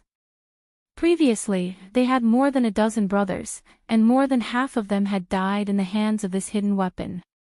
It could be seen how cruel this person was. If it wasn't for the special medicine that restrained him and made him only act up in a short distance, they would have all died by now.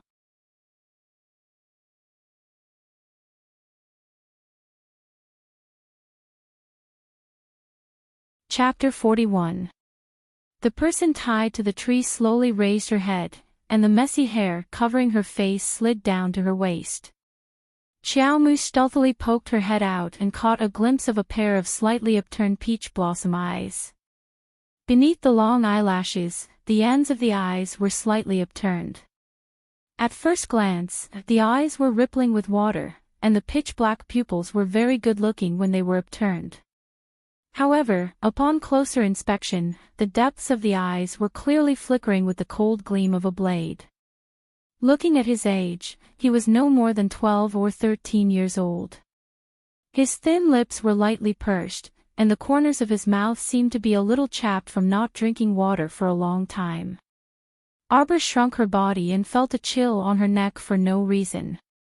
Strangely, why did she feel that the young man's gaze seemed to be drifting towards her? Absolutely impossible. She hid so well, who could discover her? Xiaomu clung to the back of the tree like a small koala, her whole body curled up behind the wide withered tree. Duan Lang, the woman called out delicately. If this goes on, you'll die of thirst. You should listen to me and make do with a drink first. Scram. The young man's slightly deep and magnetic voice traveled far into Arbor's ears. The little fellow couldn't help but curiously poke her head out to take another look. In the end, abruptly shrinking her head back behind the tree, Arbor was dumbfounded and instinctively raised her hand to touch her chest. The moment she poked her head out, she felt that the young man's beautiful peach blossom eyes had directly caught her. It turned out that the feeling of being caught by someone's gaze wasn't her imagination. She clearly hid so well that even those burly men didn't discover her, so how did the young man discover her? He even used that pair of beautiful watery eyes that looked like they could cry at any time to accuse her of leaving him in the lurch. Did she look like someone who would meddle in other people's business? What kind of joke was this? She wasn't in the mood to be a goody two-shoes anytime, anywhere. It seemed that there wasn't much to gain today. She should quickly wrap up and go home to eat, lest she got into trouble for no reason. Arbor was about to slip away when she suddenly heard the young man's gentle voice shouting in her direction, "Sister, why aren't you leaving? Run! Run, run, run! Don't fall into their hands." What the hell? That Arbor's little feet slipped just as he was about to run away. A hint of anger flashed across his stoic little face. This brat was clearly plotting against her. As expected, when the young man called out, the 4 burly men and the woman with the coquettish voice all turned their heads to look at where she was hiding. Arbor immediately tore a speed talisman, and his speed suddenly increased by 3 times. Like an arrow leaving the bow, she suddenly fled in the opposite direction. Seeing Arbor's burst of speed, the youth's eyes suddenly flashed. The 4 burly men were only stunned for a second or two before they chased after him like wolves and tigers. Xiao Mook pulled out another strength talisman and tore it apart. She then kicked over, directly snapping the 2 withered trees in half. The upper half of the withered ancient tree whooshed through the air, sweeping towards the 4 burly men pursuing her. When the burly man running at the front saw this, he swung a fist at the flying dead tree. He originally thought that the dead tree would definitely be swept away by the wind from his fist when the 2 collided. However, reality was so shocking. The burly man clearly heard the sound of his fist breaking, and he immediately groaned in pain. You're tuning into the LoveLore Library YouTube channel. We're so grateful for your support, and don't forget to subscribe to join us on this incredible journey through captivating stories. Your generosity through donations truly makes a world of difference, as it's the primary source of revenue that allows me to expand and enhance this channel for you. Thank you from the bottom of my heart for being a part of this adventure.